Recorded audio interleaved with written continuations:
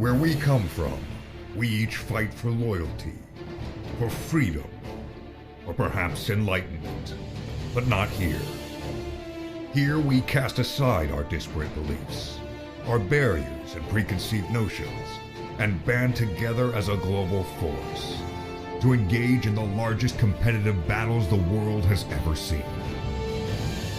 We are the squads, the platoons, the empires and servers, full of players coordinating a complex game of strategy and tactics. This is where combined arms happens. This is where war comes to play.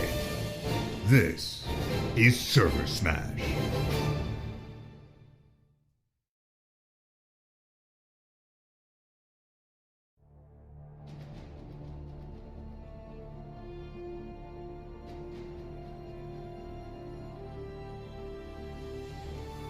Hello everyone! It's another ServerSmash! I am Farah, I'll be your main caster today. Today I am joined by... the Tactical Shrimp, or Tactical Laser Shrimp as I'm also known. So, hey guys.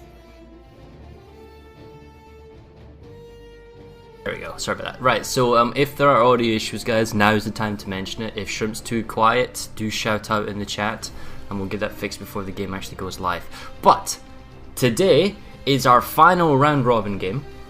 It's Briggs versus Connery, and I'm just going to tweak down the sound a little second here.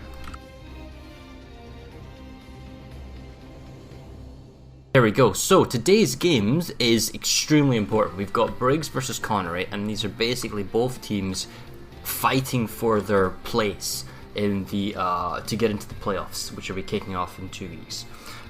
So to lay the groundwork, what's happening today? We're fighting on Esamir. The new conglomerate today is Briggs. Briggs is in the south, they're the new conglomerate. Connery is TR, they are fighting from the eastern warp gate, or the northeastern warp gate. And the magic number today, everyone, I believe, because I've been told this and I haven't double checked it myself, so I could make himself a complete idiot here, is 62%. Connery, playing as the TR, needs to get 62% today in order to tie with Briggs, and I'll bring up here on the overlay 1 second what the current score is. As we can see, Briggs and Connery are on the 4th and 5th place, and the 5th place team is going to be dropped for the playoffs. And the question is, can Connery get that 62%, which would tie them with Briggs, assuming this is correct, don't take it as gospel, the maths should be right though. And that means it goes by, if it's a tied score, then by the number of wins, both would have one wins, and then it's by the game that they're actually playing in, and then, oh my goodness, you know, they win this particular game, so that's it. So that's what Connery's aiming for, 62%. Briggs, however, just needs to survive. They just need to win, you know, even by 1%, and they're guaranteed 4th place. However, if Briggs wishes to, let's say, not play Emerald because it's 1st versus 4th and 2nd versus 3rd in terms of the playoff spots go, then if they wish to overtake Cobalt though, they'll need to get something like the high 80s to overtake. They basically need to get a cumulative score of 184%. So you basically you know, add that to their 99 there and then you're done. Okay, anyway, so Shrimp, today we're on Esamir. That's the overviewing of the game out of the way, the overriding meta of the ServerSmash tournament. Why don't you talk to us about Esamir today? I mean, you've played this map in ServerSmash, so why don't you give us an understanding of what's going on there? Well, like Esamir, this is probably my second favourite map I've ever hosted at the moment in ServerSmash, mainly because I like infantry and both seem to provide really good infantry combat. I think the battle today is going to be again over Isotech, Planetside, and Impos, them kind of key bases, because once you take them bases, it's really hard to get rid of them.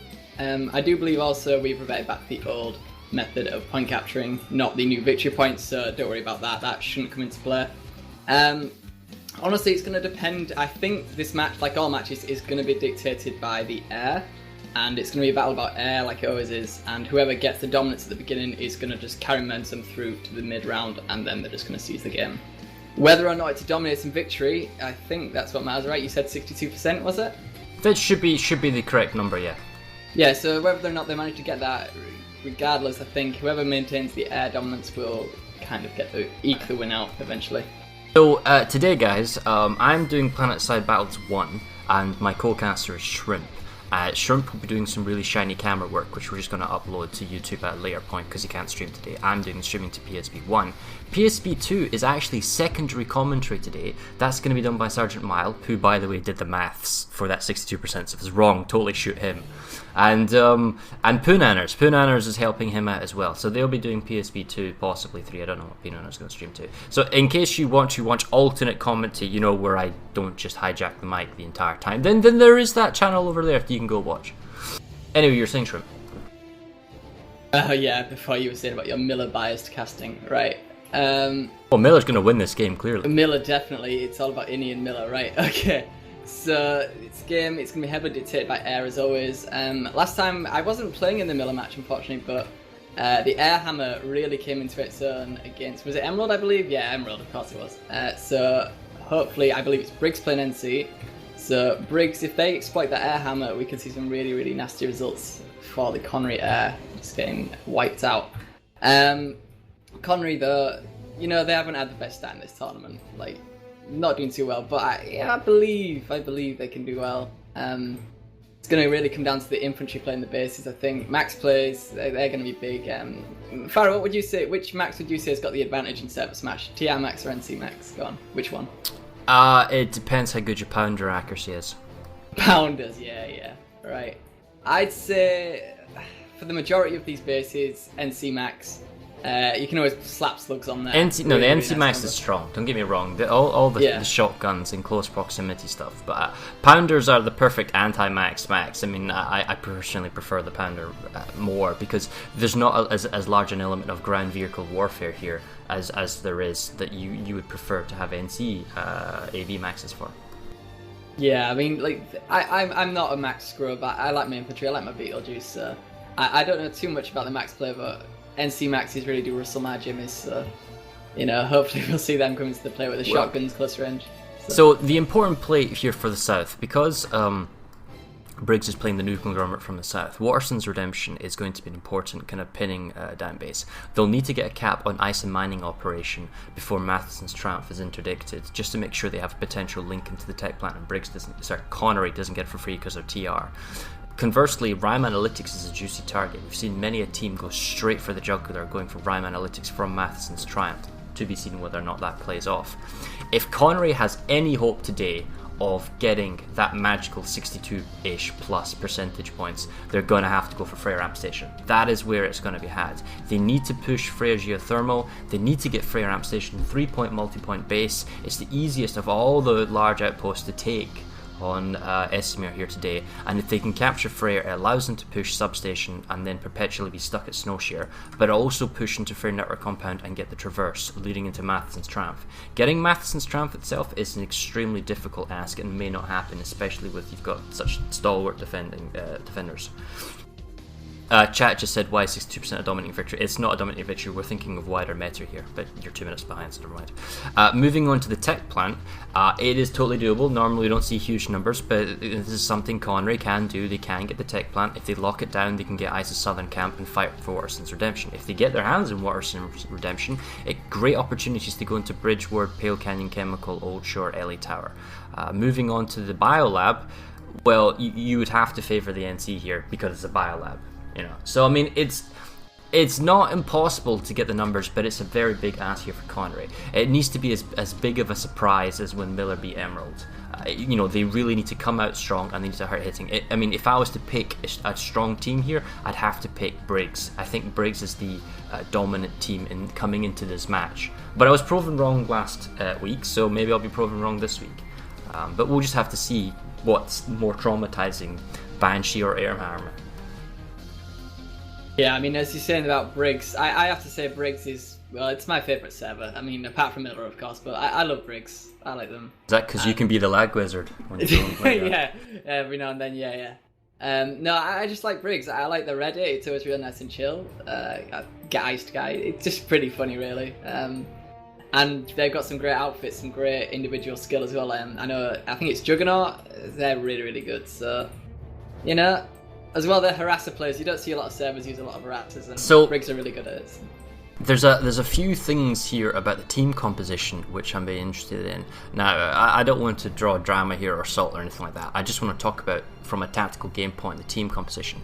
Briggs has issues with the number of outfits they have, and so today their team has a lot of exceptions, a lot of outfits that are over 12. That may play into Briggs' hands, whereas Connery, due to miscommunication or however you want to name it, it really doesn't matter at this point, is playing a lot of outfits with 12 or 6 per outfit. So you've got a far more greater diversification of player base playing for TR Connery today, whereas the NC for Briggs has a lot of outfits with 24, 18, 15, that type of stuff. So that concentration of people from the same outfit playing all together in the same platoon, I have to think gives Briggs ever so slightly another tactical edge to it. I mean, unless Connery's been on the ball and actually practicing between the different outfits of 12 people and knowing your lane and knowing your Sunder Abusement and all that type of stuff, you know, in your combined arms, I have to favour, you know, the individual outfit platoons that possibly is coming from Briggs today.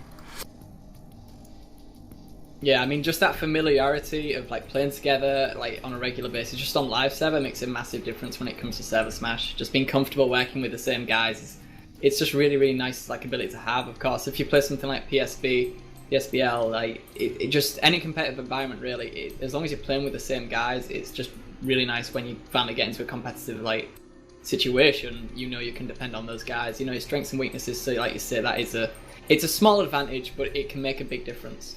So, yeah, we'll see how that plays out. Connery looking very formidable in that warp gear right now with a nice mosquitoes in a nice array. It's kind of cute. Ooh, I meant to ask, what faction are you on today? I'm on VS. Yeah, okay, so, fair enough. Yeah. Well, if you've got enough time, if you want to jump onto TR, because it makes it easier to call out what the outfits are, the names. I'm currently on...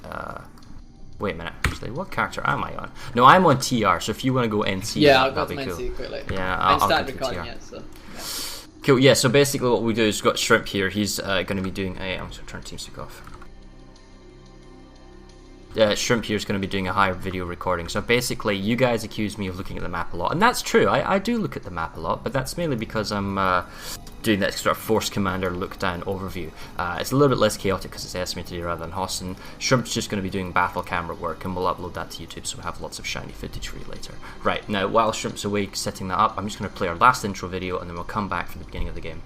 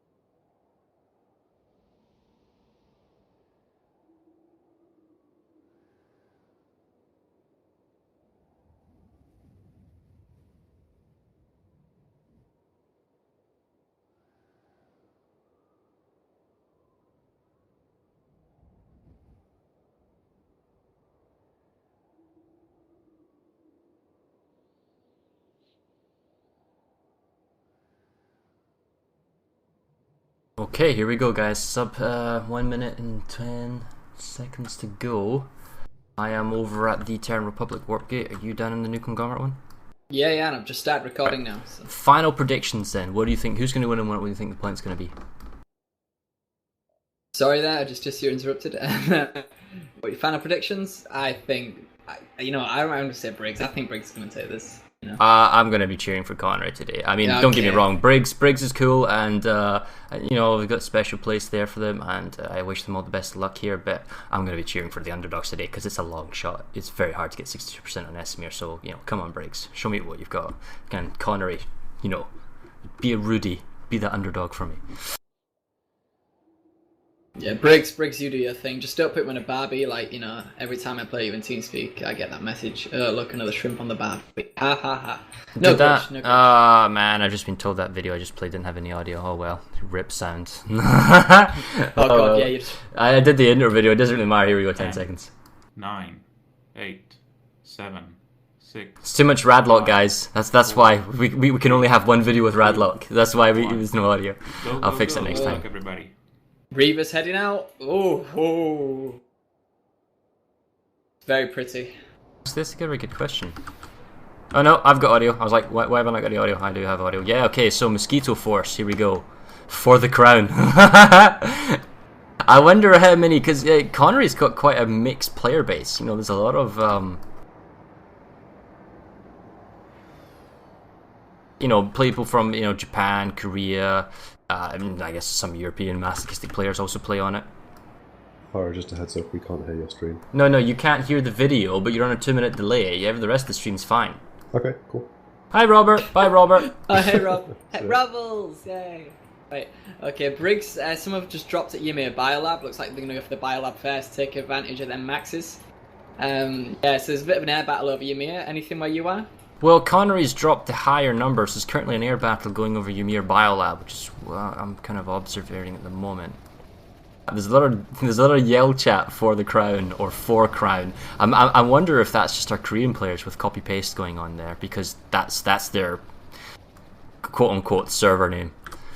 Copy pasta strong.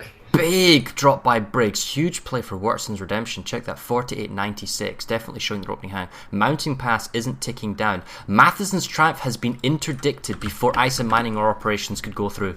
Check that out. So there is actually an interdiction play, as we said. We're over here at Matheson's. Okay, all 3 capture points flipped for Matheson's Triumph. The longer this goes on, the longer the ISA mining operation can't be screwed with. However, why isn't Mountain Pass ticking down? Freya Geothermal is ticking down 2 squads. This Matheson's Triumph play is fantastic, but it will only matter if, and I stress this, if the ISA Mountain Pass cap point starts ticking down. I mean, there's plenty of Air Force flying over. No one's ticking the base. What? Can it be ticked? The capture point not flipping? What's going on here? No, there's just nobody here, and there's an NC mine there for some reason. Okay, alright. Come on, TR. Come on, Connery. Don't leave me hanging here, man. Mountain Pass, why are you not ticking it down? Everyone's flying around and no one's flipping. Okay, getting at the observer cam and flipping it for them would be very bad. Let's not do that.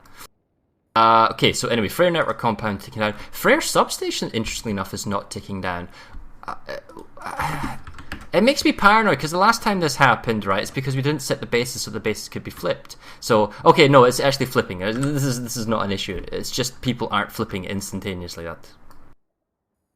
Yeah, there's been a massive max crash on Esamir. But dude, check this out. Connery is going for the jugular here. They aren't just like tinkering Matheson's Triumph. They're going full balls to the wall in Matheson's Triumph. It looks like they're going to give up Waterson's Redemption. And Waterson's Redemption is 48-96 of Briggs. But Connery's like, nah, we're going to take Matheson's. It's cool, bro. But I love this. But why are they not doing Ice and Mountain Pass? That could have been flipped ages ago. We're now, what?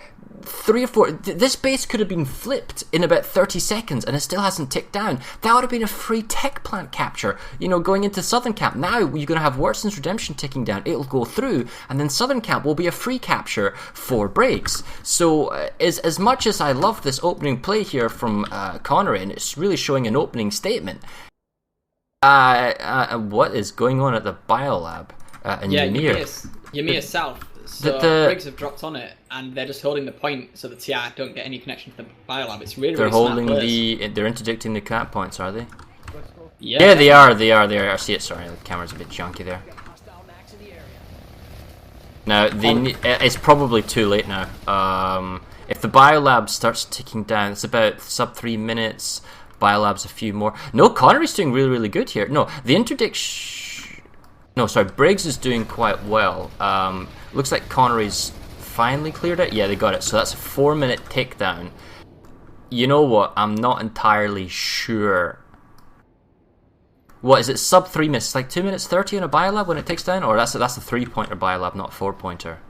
I don't know. I don't really pay much attention to the cap times. I think it's 3 minutes. It's close. The fact is, Southern Reach is a minute, and Biolab, they could probably make a save by a few seconds, by like just a few seconds. Eastern Substation is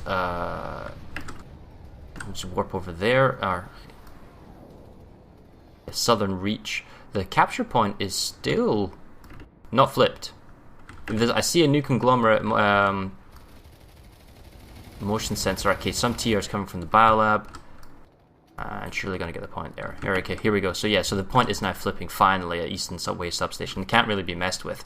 The important thing here is Connery has probably just, and I stress just, got enough time, because the Biolab's a 50-50 fight at the moment in terms of balanced numbers, although there's a lot of forces outside. It should mean that they are able to fight at the Biolab without the enemy getting it for free. Ice and Mountain Pass has finally been flipped, and it looks like there's a small stall at Waterson's Redemption. Hang on a second. Waterson's Redemption, third-party base.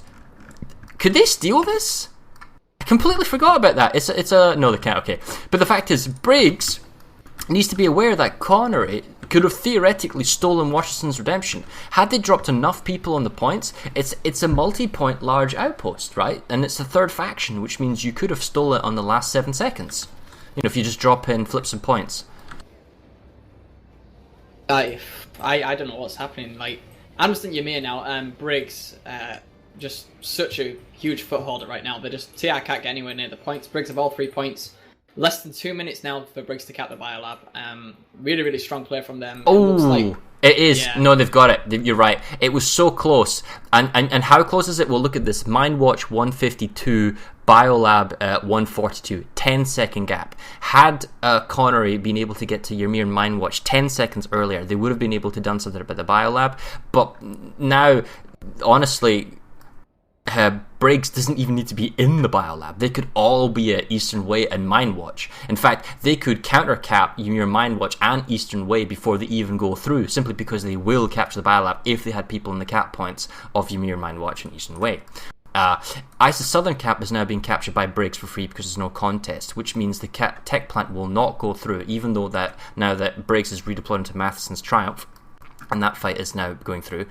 We can also see that Briggs is pushing into Echo Valley Substation quite hard. However, Connery is pushing into Freyr Amp Station. With less than 60 seconds to go, they should be able to get this. But First Blood is definitely here going towards Briggs. Getting the large outposts such as... I mean, let's be clear here. If Connery wanted to win this with sufficient numbers, then they would want to take Waterson's Redemption. They made a big play for Matheson's Triumph, and it's still going on. And I guess we'll go there in a sec after we watch this Freyr Amp Station, Cap. Yeah, I moved away from the Biolab now because, well, it's Briggs. There's no even contesting it. You can't do it. That interdiction play was really, really well done. See, both teams employing interdiction really, really well there.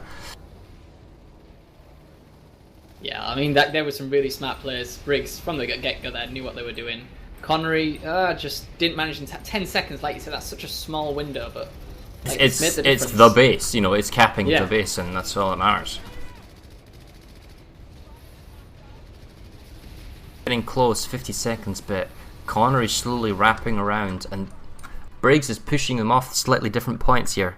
Connery's got the pop advantage at Freyr Amp Station. They need to just make this go through, and... stick. Sarah, could you up your game sound a little bit? Okay. Sorry about that, guys. Let me do that. Thanks. Right, so I've moved to Echo Valley now, and there's about 4 TR... Yeah, in fact, there's 4 TR harassers just sat in the vehicle bay waiting for people to get in them. Like, what's happening? What is this? I think they're running gatekeepers, which is... It's a new headset, guys, so the audio can be a little bit different. I tried testing with the stream, but just the issue just spoke to me, so you guys are a little bit 2 minute delay. We'll see how it goes through.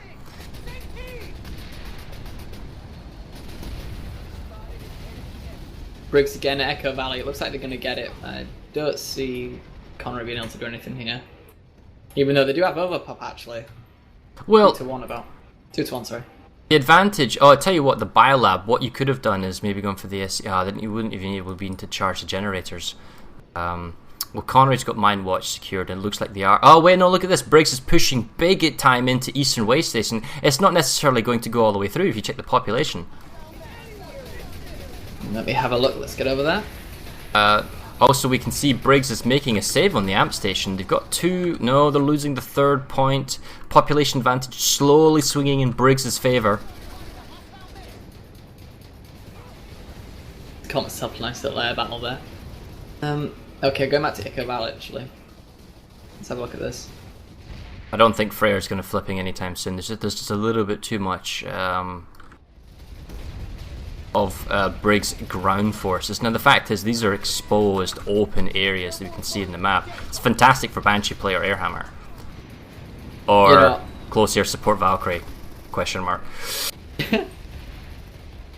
Now, okay, there we go, 50 seconds. Got A lockdown, looks like they've got, they're maybe trying to push for Charlie, got themselves a harasser on the bridge. For Charlie itself, they got themselves a deployed... Oh, that's a lovely deployed Sunder. I really like that there, probably from Recursion. Next to the ammo tower, but kind of rotate around. It only can really be hit by air units. And it gives them a perfect spawn option to get quickly into Charlie cap point. There we go, sub 25 seconds.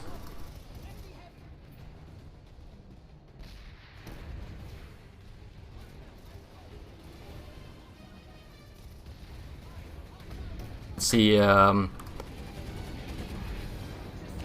Briggs is surrounding the Charlie cap point, but not necessarily going in. There we go, now's the big push for Charlie. Oh man, and the 3-second marker, because it's stalled, 1 point flip and then 1 point each. Connery makes a big push into the Charlie point, as we can see, and then they hold it down. Now, however, with all that population over at Charlie, has Connery been able to get Bravo? Yeah, they're flipping. No, they were flipping Bravo, but I can see too many. Oh well, there he goes through. So Charlie must have gone. No, Bravo. Okay. I have no idea what happened there. Let's be clear there. Anyway, the point is, Connery got the base, so that's kudos to them. Now they need to lock down all 3 points and push it to substation and network compound, keep that pressure up. But you can also see that now as you look at the rest of the map, Connery is saving Echo Valley substation. They're pushing the tech plant, or I assume they're pushing the tech plant because they've got the population advantage at 24-48. The Matheson's Triumph fighting is currently being fully saved now by Briggs. Now Connery wants to have that harassment force, but with 48 plus, that's a huge pop sync. In the south, it looks like Briggs, very small numbers, are fighting and going to get Eastern Way Station. This is amazing. So Connery needs to do something about Eastern Way Station, otherwise the fighting is going to... Because they've got a lot of numbers in the Biolab fighting and Mind Watch fighting away, but they need to lock down Eastern Way Station, and it's only 1 through 12 numbers here. Otherwise, it'll push into Frostville Overlook and Geological Survey Camp, and it'll just... rather than staying in one area, it's going to, fall to multiple bases and multiple lanes. I mean, Connery right now, they're just piling in the pop at the tech plant, making sure it goes through, but yeah. I don't know if they need to have all that pop there. I mean, they've Briggs have only just turned up, but... One thing I would stress here is that although the opening play currently is ever so slightly in favour of Briggs today, and although Connery's, clawed it back from 37%, the simple fact is, you need a full 2 hours to play this out, and last week, Emerald had a really good opening play, and they were able to push and grab a whole bunch of territory, but then Miller was able to claw it back. Now that's not always the case, and you are right that normally opening plays do dictate the outflow of a battle, but you never know. Really see whether or not Connery can take this back. So Ymir Eastern Way Station does get taken by Briggs.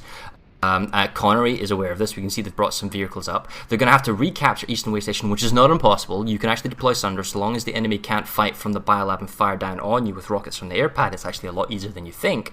And taking this base back could just be a matter of course. Taking the tech plant, however, is quite important. It's significant, gives them prowlers. I don't know if you really want prowlers, but it's there to be had. The other important issue here is that Briggs is now finally getting their ISA manning operation. They can, however, mess with the tech plant via the south. However, there is a huge play for Rime Analytics. And this is the important thing, guys, here.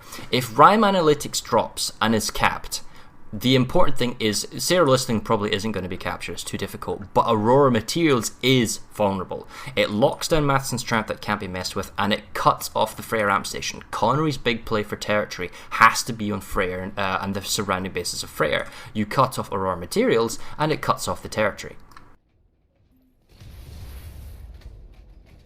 It looks like Connery's got wiped from the Biolab as well. They had a really nice hold on the generator building, trying to tick down so they can take out the SCU, but just got pushed off there by a nice max rush by Briggs. So, you know, kudos to them.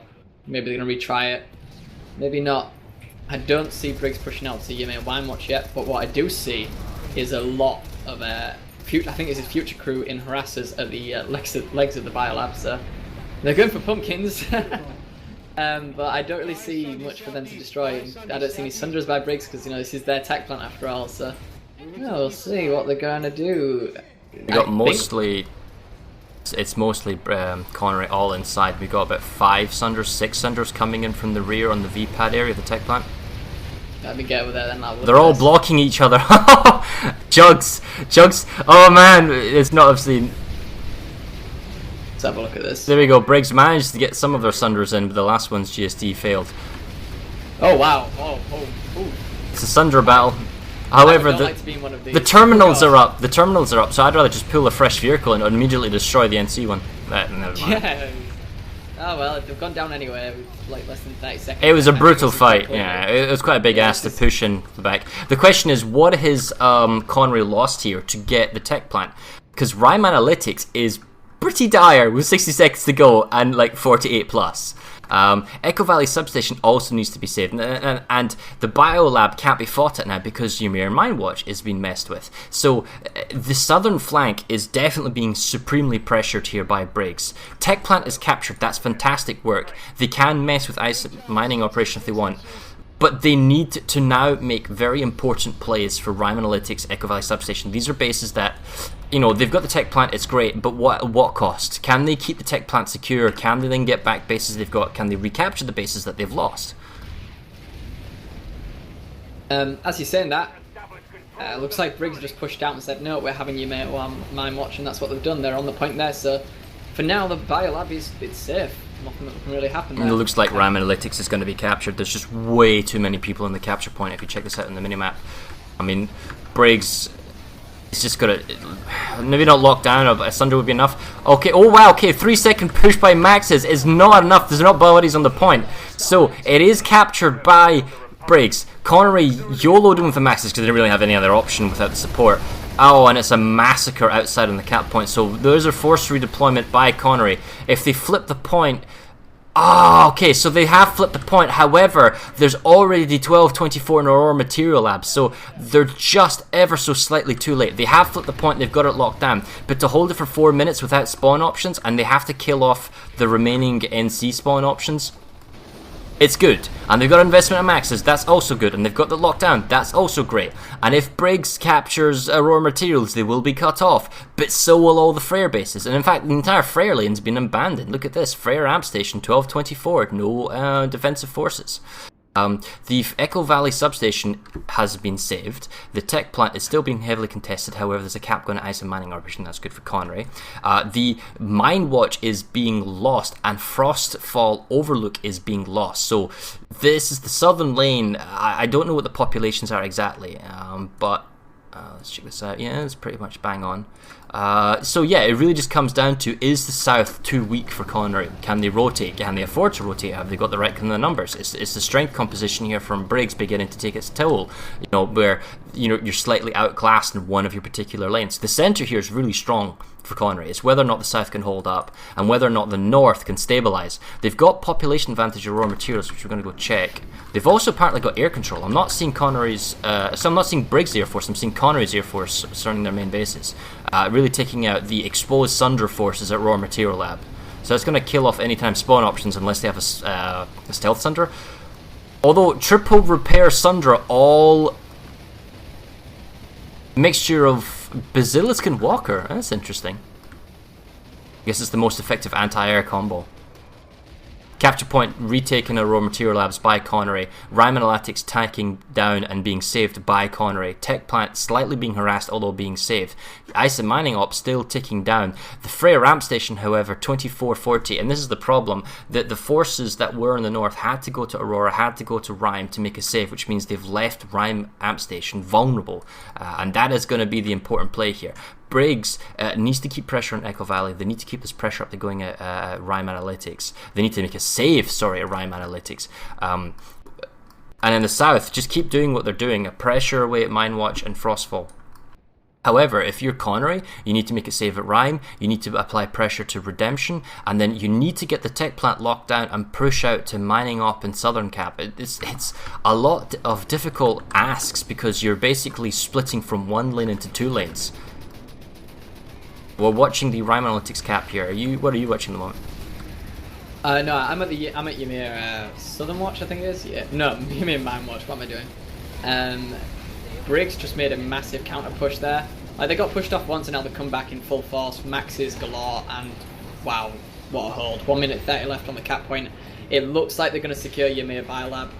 There are some cheeky pushes up Frostfall Overlook, but they've been, swatted away, and I think now the rest of Briggs coming to reinforce the point. I don't really think that's needed at the moment. So it looks like Briggs pretty dominating here. The Popper's got to 50-50 now though, so we'll see if Connery can make any plays, but they've been pulling a lot of maxes Connery, so I can imagine some of them are quite low on resources right now. But Briggs, well, I can't say I've seen the same.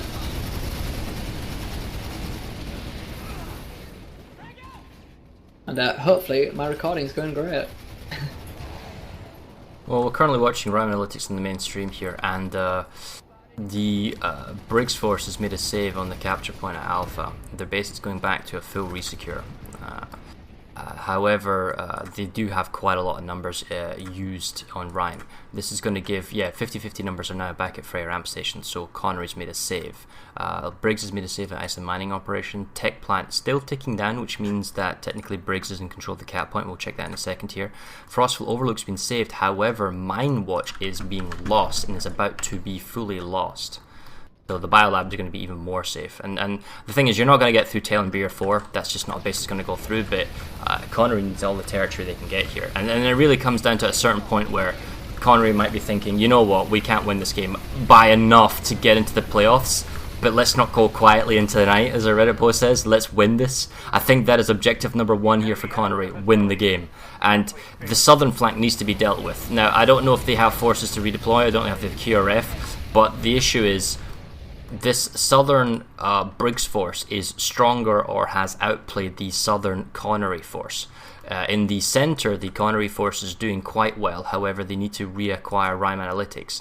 And the northern force at Freya Ramp Station, while they've got their main objective of the large outposts in the north, they are under threat. They're being capped. They're being attacked. And that's the same with the tech plant. They need to get their bases fully secured and then keep the pressure up and keep pushing.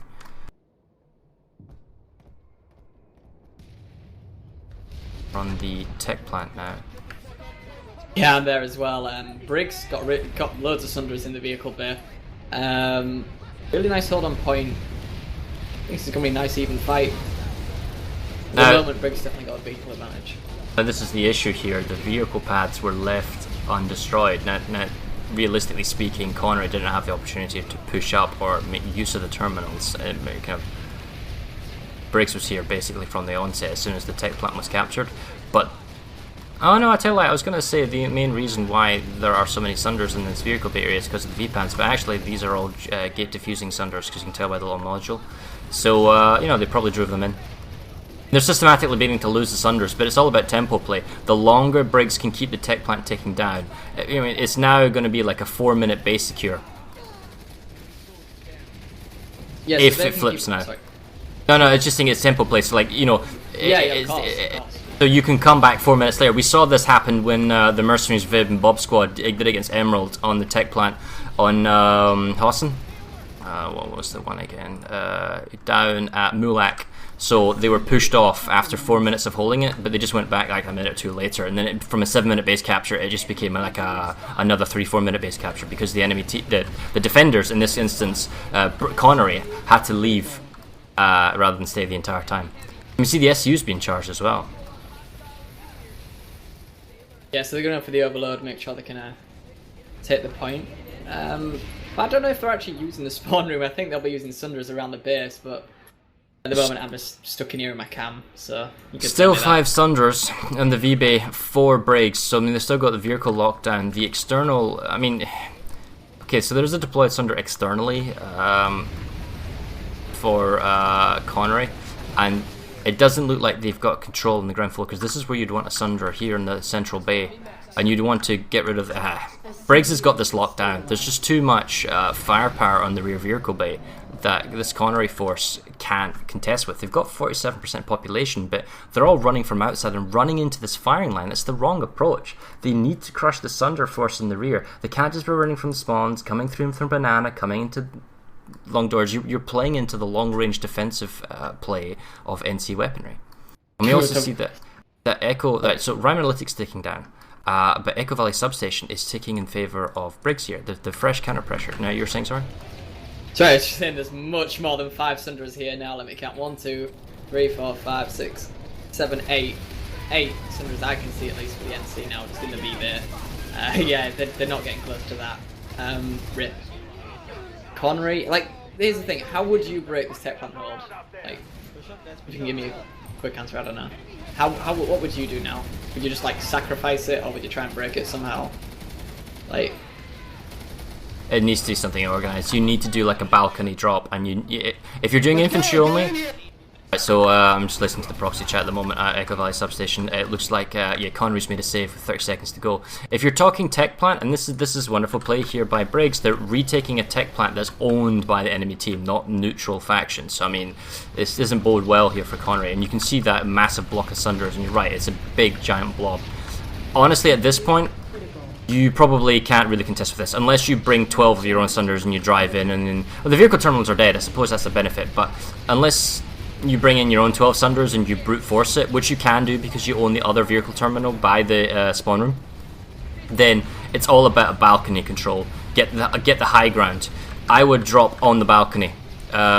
You've got the air control perhaps, or you've got a Galaxy, or you're not being harassed with. Maybe Galaxy in, Valkyrie in, bring a Max or 2, bring like 12, 24 infantry on the balcony. You've got the high ground. The Sunders don't really do anything on the balcony, and heck, there's not really that much infantry. All of this is force multipliers keeping the enemy on the ground. The problem here for Connery is they are stuck on the ground with the Sunder in a horrible deployed position outside, forcing them to run in through the side shields, which they're easily getting picked off at long range fire, or running into the back butt section of the tech plant, going into fury fire from the Sunders. It is really bad positional play, and they can't use the tunnels, so my answer is take it from the balcony and push down. Yes, as you're saying that, actually, a Galaxy just finally appeared on the balcony, but it's too late. You can't even run to the point in time. Yeah, it's ripping pizza. Now, question is, well, that's Jugs from ServerSmash. I mean, they got it balanced roughly numbers, and that's a very important base there for Briggs to retake because they lost the tech plant. That means they've got Waterson's Redemption, they've got SSL on cap, and they've got the tech plant all locked down. They've also got Rhyme Analytics, so the centre is now beginning to shift heavily in favour of Briggs. Connery still has the Freyr amp station. They are slightly out-popped, however. There's also a Force Aurora Material Labs ready to start doing the counter-capping. Briggs is basically going to cut off this Connery force in the north, which is slightly outnumbered. In the south, what is going on here? The Connery force has been counter-capped. They were trying to go for Eastern Substation, but they've been countered at Frostfall. So the entire Briggs force at Eastern Way Substation is going to have to go back to Frostfall. And that's one of the meta issues of ServerSmash is you'll often find that on a particular lane, there isn't one fight. So there isn't like one fight going on at Eastern Way Station. There'll be 2 fights. There'll be the fight going at Frostfall, and there'll be the fight going at Eastern Way Station against 2 competent teams, because both teams is vying for cap point control. As soon as that cap point starts ticking down and they've got control, then the whole fight shifts onto the one base that's actually ticking down. And if you can get it on the enemy base, then you're dictating tempo and you're dictating kind of motion on your own lane.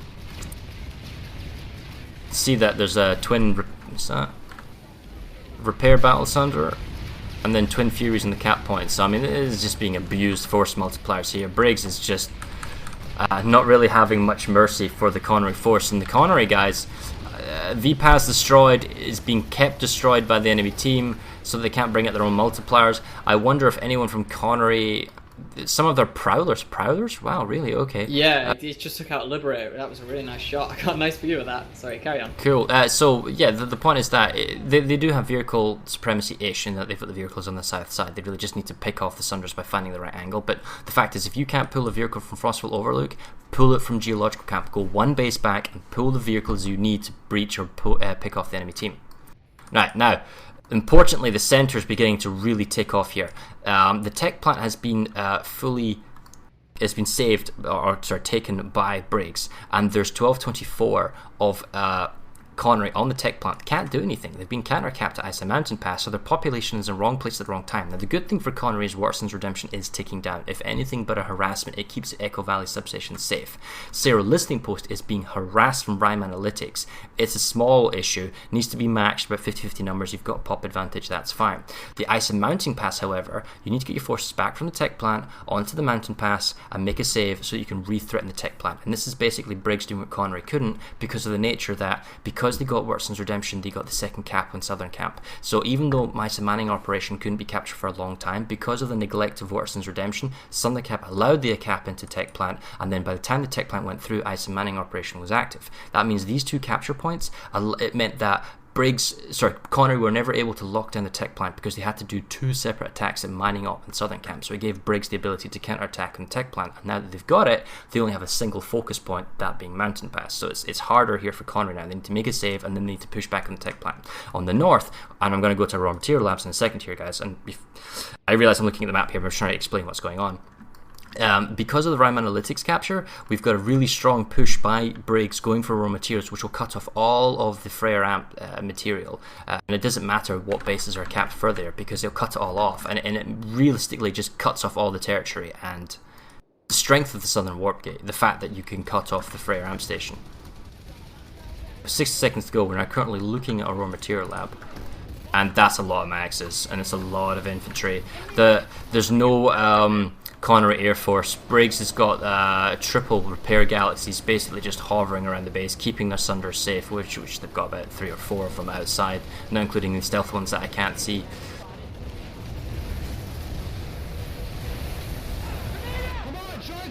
I mean, Frostfall.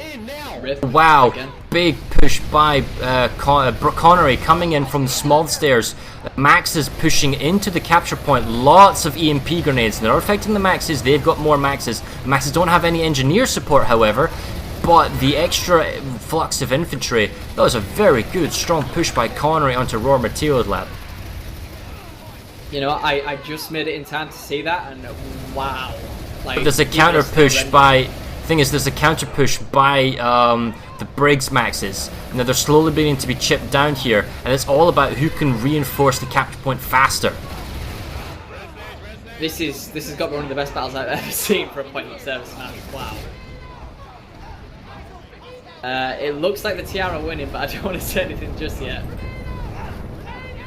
There's still a constant stream of reinforcements coming across the bridge of Banana, so unless the TR force can come from the spawn room and they're all resonating, the Maxes, they need fresh... Just watch this and see what happens. 10 off my proxy chat. Wow, that was loud. No, NC. God, I spoke too soon. It's the constant pressure. If you check the population, it's 53%. Res grenades aren't enough because it's whoever's camping the bodies, and the fact is there's max control was. The problem is too many of the TR are dead, and there's a constant stream of reinforcements. And the problem is the Sunders weren't taken care of.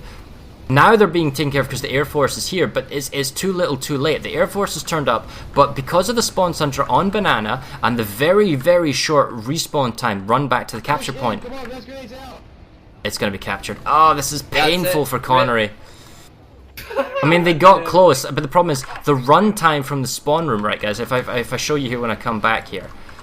Oh, I'll try not to tweet this out. So the runtime from the spawn room is like this, like that, and in, or take the teleporter and run like that and up. Whereas the Sundra they had deployed it's in up and then you're there. So the runtime is about 2/3 of the distance, maybe slightly, or maybe 3/4. But the fact is, it's shorter. The TR force that came up, they basically are here. They're basically resing each other. It's that one push, and that was it. There wasn't like a constant stream of reinforcements flooding in. So you had all the res grenades going off, and it simply just wasn't quite enough, because when you get spawned with a res grenade, you're on half health, no shields. And if you corpse camp with a max, or just the sheer volume of infantry that were on the point,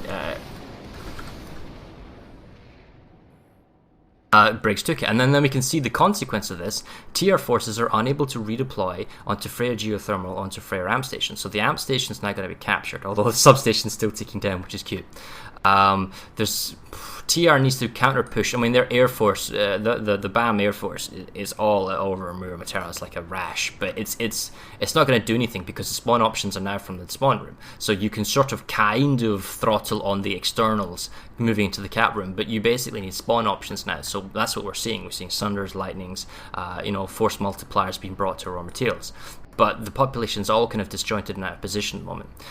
We see Ice and Mountain Pass uncontested. There's nobody in the lane, and this is the problem for Connery, is that they're having to pull their forces from multiple different lanes to fight on particular hotspot bases. You can't have multiple pressure on multiple lanes at the same time. The worst thing you can do is pull your forces off a particular lane to save another lane, because then you're going to suffer on the lane that you just came off of. And we see that now happening at Ice and Mountain Pass.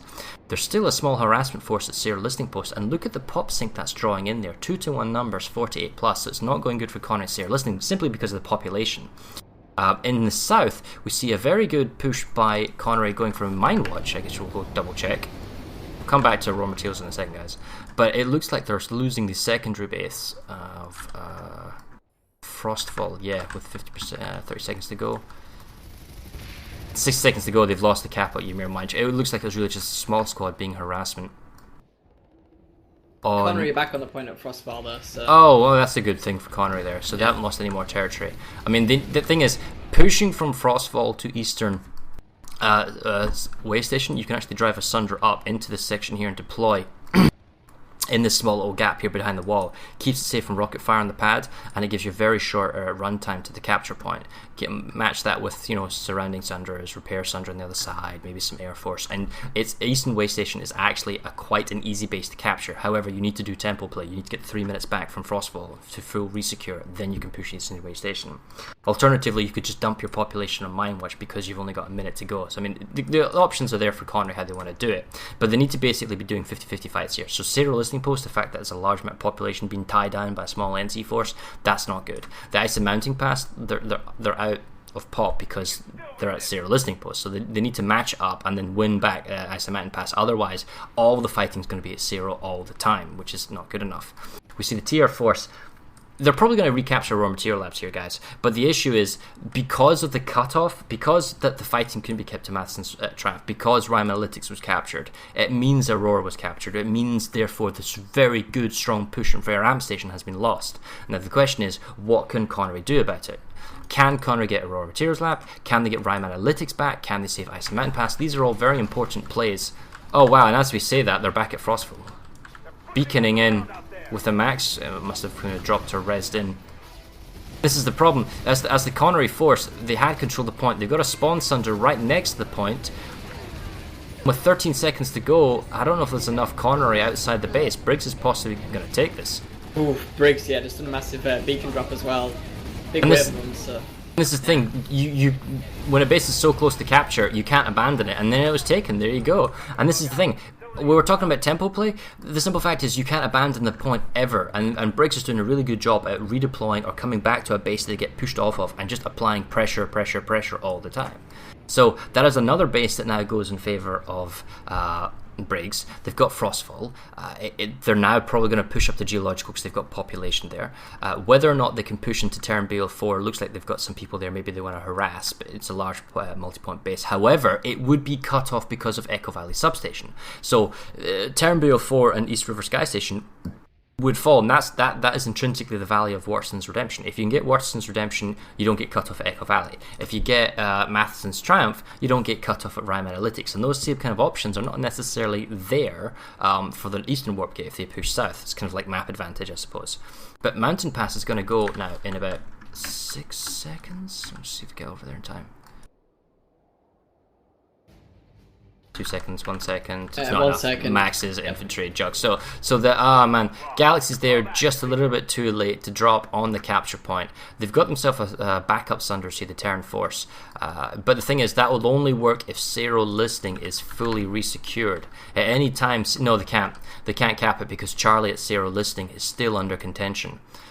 Which is a kind of a wider issue with Echo Valley Substation, which means the entire Terran forces at Ice and Mountain Pass doesn't matter. It's useless. So the Briggs force now, hypothetically, could safely all move to Echo Valley Substation and brute force it through, cut off the territory in the south, help their southern line, and then all work on Zero listing posts for maximum pressure. The Terran Force, however, was able to get a cap point going on Rime Analytics 1224. However, their attack on Aurora Materials has failed because of a redeploy by Briggs. So we're going to go check the Rime Analytics cap. I mean, this is really, really good. I mean, the fact that they're trying to apply pressure here. They've got themselves a lovely deployed Sunder. I've never actually seen them this far forward. So it really is right on the spawn, and it's great, because it does a spawn room contain fantastic. It would take like a Galaxy drop or something, or an Air Force here from Briggs to make a difference. Also, the way the Sunder's inside the wall keeps it safe from just kind of any roving harasser forces. Also, since it's so far away from the rear, you can't realistically be spotted against the line of sight. I mean, if I wanted to be critical here of Connery, which is, I would probably have like 2 proxy repair Sunders on the upper round plateau, maybe 1 Fury, maybe 1 Walker. That's just additional thinking, because it means it makes it difficult for any infantry that drops on the roof. You can block the door and you can pound them away with Fury. But it looks like they've got the spawn room pretty well locked down. Minute 20 here, the northern force for Briggs has kind of been stressed here because they have to make a save of raw materials. They want to make a cap on Freya geothermal, but they also now need to make a save on Rime Analytics. Rime Analytics being locked down would secure partially Zero listing post, but Zero's been attacked from all 3 sides now. I mean, this is pretty grim, and Echo Valley Substation is the other grim issue. It's a 50-50 fight, and Connery isn't winning it. And then that means, oh wow, and there's a very big max, and this is where the Sunders would come in hand. See, because this massive push here, all the infantries in the open can be easily air hammered. There's nothing to fall behind like a Sundra, and all these maxes and infantry that's crashing up, you could Fury the nutsack out of it through the window and through the door. And this here comes the push, and we'll see what Connery can do, because they know it's happening. The infantry did redeploy to deal with it. 33 seconds to go. Maybe it's not even worth going there, just throwing conch grenades and EMP grenades and fighting from a distance, because you're so close to the cap point. And they're also being attacked from the rear, additional Sunders from the south. 20 seconds. What is Briggs doing though? They're risking this. They've got a long run. 15 seconds to go. They've got enough time to run on the point. The Connery force, if they've got any consumables grenades, it's now's the time to use them. They need to stall 8 more seconds. But the infantry's on the door. All the infantry needs to run the point. All of this infantry needs to run the point. Oh man, that was Briggs' mistake there. They could have saved that, but well done to Connery. I think that just the push was ever so slightly too slow. Oh, however, I take that back. Perhaps the Air Force turned up in time to be able to stall off the Briggs counter redeploy. So that is great work. It means that raw materials is cut off. No more reinforcements redeploying in, at least for another 70 seconds because of Freya geothermal. The capture point is back in the hands of Connery. It looks like they're going to get raw materials. Also, they've made a save at Echo Valley Substation. That is also very important for Connery. So we'll go to raw materials and check this cap going out.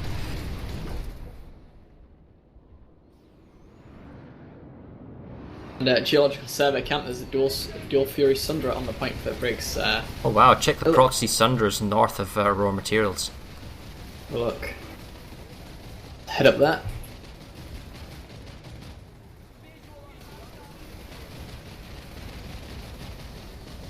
It's all proxy Sunder work.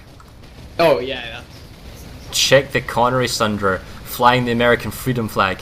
It's just ramming stuff. He's by himself. He doesn't have any buddies. Oh no, he's got a buddy. He's got a buddy. He's got an ammo buddy. What? It's not blockade, not repair. Oh man, and therein lies the issue. What, the guy that drove the Sundra survived? He's actually managed to get himself a kill. He's made it into the vehicle bay. What, yeah, wow, this guy, he just drove up, YOLO'd past through all the Sunders on foot, and then made it to the vehicle pad. I lost him. Rip. He's at the V-pad. He's got desert camo on. Oh, let's have a look. He's redeployed out. Oh, damn it. Looks like the Briggs Air Force is partially turned up. Now, see, this is the issue.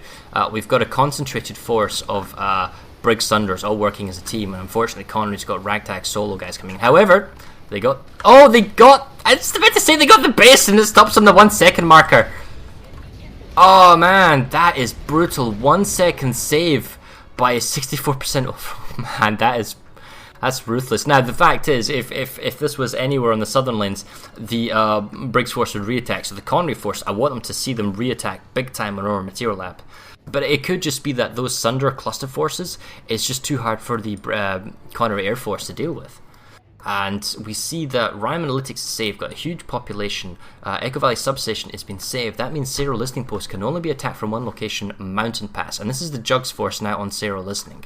The question is, can the Connery Force make a full resecure Sero Listening Post, not let it tick down in perpetuity, and push back on Mountain Pass? Get back on Mountain Pass due to the nature of the garages. It is actually, because of the bridges, quite easy to take Mountain Pass compared to other bases. That is what Connery needs to do. They need to get Zero saved, apply pressure on Mountain Pass, and get back Isotech Plant.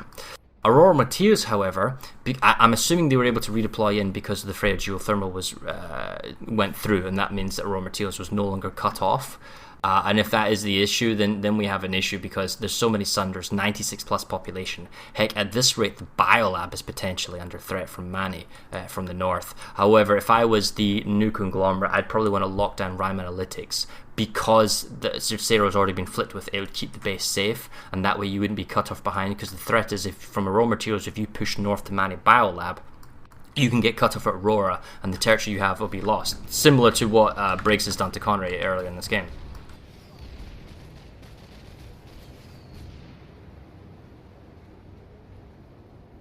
It does look like a mixture of the forces are going north, and it looks like some Sunder vehicle wars are going into towards Rhine.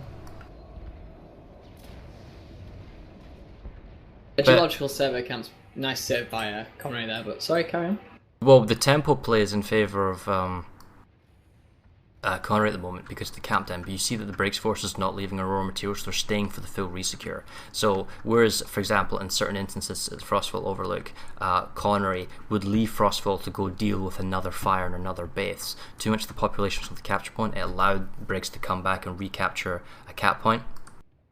In this instance, the population is staying at Aurora Materials, making it very, very difficult for for Connery just to come back and take the cap point off of Briggs.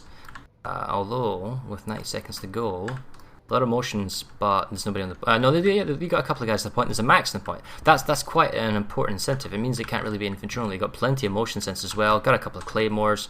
Bouncing Bettys. And, yeah. You'd have to do a gal drop, you'd have to do a Valkyrie drop. Valkyrie drop means no max. Because of the multipliers of vehicles that is currently going on. Getting in spawn Sunder options, Aurora, it would be difficult. You'd quite happily be pushed off. And we can see, and this is the vehicle thing, we do have two Sunders that are manned by Connery, but they're walkers, and oh man, dude, there's like 12 Sunders here for Briggs. It's north of Aurora Material Labs. It's just all proxy repair Sunders. All of them are proxy repair, and they don't have twin walkers. Crucially, what they're doing is they've gone Basilisk Walker, which means all guns can fire on aircraft, but the Basilisk gives that extra bit of DPS when you come across a ground vehicle. It's actually a good combo. Normally I do Walker Fury, but Fury can't do anything to air, and without the Air Force, Briggs' Air Force at all places, it's on Esamir, which is a wide open area, clear skies, good fields of fire, unlike Hossin. It's extremely effective, and the fact that they're using so many of them means any kind of small, unorganized vehicle push that's coming out of Connery, it's just been shut down so violently.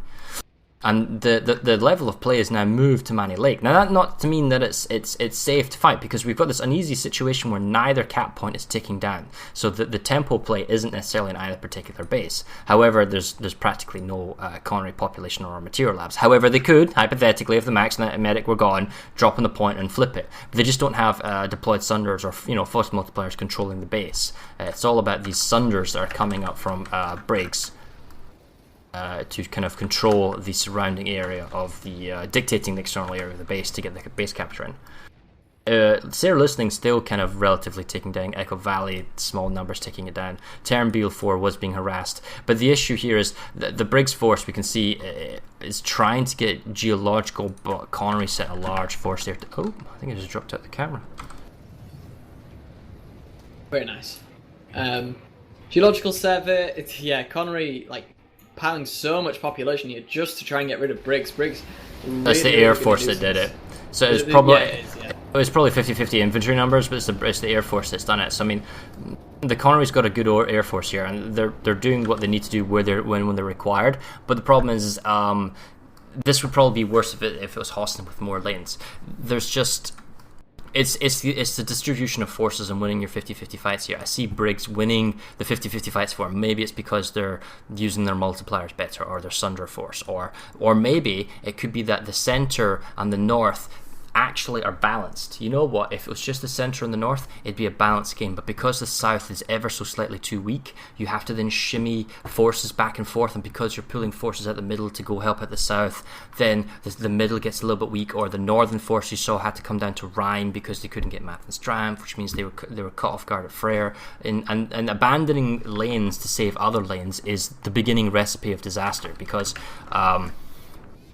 that's how you lose to constant pressure. Now, that being said, Connery was able to move the dictated flow of battle. Look, there's a 61% Briggs force at Mani Lake Satellite. Doesn't matter all those Sunders that wagon wheeled around the base. From the south, we see that Connery has able to get onto the capture point. Looks like it's mainly beacon forces and infantry. Oh man, there's a deployed Sunder from Briggs outside on double. This is just a temporary base capture. I mean, they've only had it for about 70 seconds, but it's all infantry. There are no maxes, there's no long-term sustainability.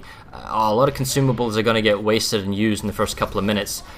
It looks like they're pushing to Banana, but the problem is Briggs, the defenders, have got 3 places of attack. They can come from the 2 spawn room teleporters, and they can come from the south. External control of the base is definitely in the hands of Briggs at the moment, and I don't see any extra forces coming from Rhine Analytics, and I don't see any of the forces at Mani Lake. In fact, there's an overpop the north on Mani Lake, and here we see the max and infantry push coming up small stairs, and Connery just simply doesn't have the manpower or the that AV mine. Oh well, no, I take it back, they got rid of the max, but the problem is they're using up all their consumables for this first 2-minute push. Even if they manage to save this, they're not going to be able to stop the second push. Oh, and they're not keeping the max down. That's the issue. If they need to keep small stairs locked down to prevent that max from getting a res up, just to make sure that he can't use the resources and bring up another one. Connery now making a nice push onto Echo Valley, just making away up the stairs, killing everything in the sight. It's the Resonator game right now. They're strong the way to the point. I think they overpopped. Not by a lot, just like. But they did overpop, but yeah, so Briggs pushed off the point now. Probably going to redeploy back to Frostfall, maybe take Terran BL4, help the caps go through. Say that, there's 3 Sunders now for Briggs heading in towards Echo Valley, but they're just being minced away by some harassers, no less. Sorry, struggling for words, the tiredness is starting to hit me. Oh. Well, I actually went to sleep at like 9 and got up at 1 in the morning, so I'm all good. Look at you. Yeah. So, look, this cap that's going at raw materials has gone on far too long, and this is tragic now because this Connery force that's infantry only is eliciting a massive response by Briggs, and it's fantastic. I mean, it's pulled the fight all the way off Mani Lake Satellite. It's pulled, not all the pressure off Rhine, but it still suffers from the issue of they'll never get this base, and I'll be really surprised if Briggs lets them take it, because it's infantry only. It's an infantry only hold with only beacon reinforcement. I'm just watching the fight play out before I explain what happens. Only beacons, you say, so just 1 EMP could really whistle some jimmies. That's not the issue here. Oh my god, are they actually going to get this with resonates? No, they're not. 14 seconds. So the issue here is TRG got really close. But let's be clear, this was never a base they're going to get from my perspective, because ignoring the fact that the Air Force is here, these external vehicles, if they want to capture this, wow, there's actually an air battle. This is pretty brutal. Raw materials, right? Yeah, both Air Forces have turned up. Let me go over there. I need to see this. As we watch this Air Force, basically because it was no deployed Sunder, not even a stealth Sunder, because there were no maxes, it meant that they couldn't spawn in, they couldn't resupply, they couldn't get fresh consumables. They used most of the consumables on the 2-minute push, so it took an additional 2 minutes for the enemy to get re-prepared, move back in with fresh maxes. And the key thing is, by moving in with even just a couple of maxes, and only like 2 or 3, and the lack of consumables, conch grenades, AV mines, C4, that type of stuff, it was pretty much a forlorn conclusion. Now, it was extremely well done by the Connery force. That's not to take anything away from what I believe was TRG there. But it's just, it's like you're playing the game on hard mode. You're trying to capture a base like you would in live server, perhaps infantry only because that's all you do. And that's just not going to cut it on Orotiros. You need to control the external of the base. Now, it's taken pressure off Manny like Satellite. What it hasn't done is taken any pressure off Rhyme Analytics because that's a full-blown fight of a secondary force going on. Zero Listening, a small harassment force. They're not going to get back into Mountain Pass just because it's a nuisance. So perhaps that Juggle force has moved to Rhyme Analytics. Terranbale 4 is being saved, but at a cost of over a squad. Frostfall Overlook was being attacked by Connery, which is good for them because they need to get repressure in the south, but Briggs is making a save and it looks like they'll be ready to go back at Geological, so they've already got population there. Right, if I go to... Here we go. We'll check out the new conglomerate air force of the attacking team. Briggs is back on Rhyme Analytics. It means there's not going to be any way of getting to the capture point. This is a horrendous base to try and approach without air control, or the lack of just being bombed from the skies.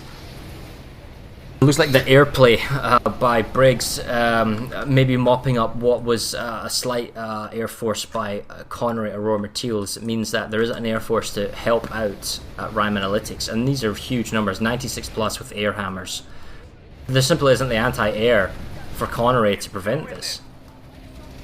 I'm not even seeing any numbers max, and even if they did, man, I wouldn't want to have to run to the capture point. This would be horrendous. Don't die leaving the spawn room and going into the first building. Oh man, they're coming to the teleporter. Here they are. This is going to be a massacre.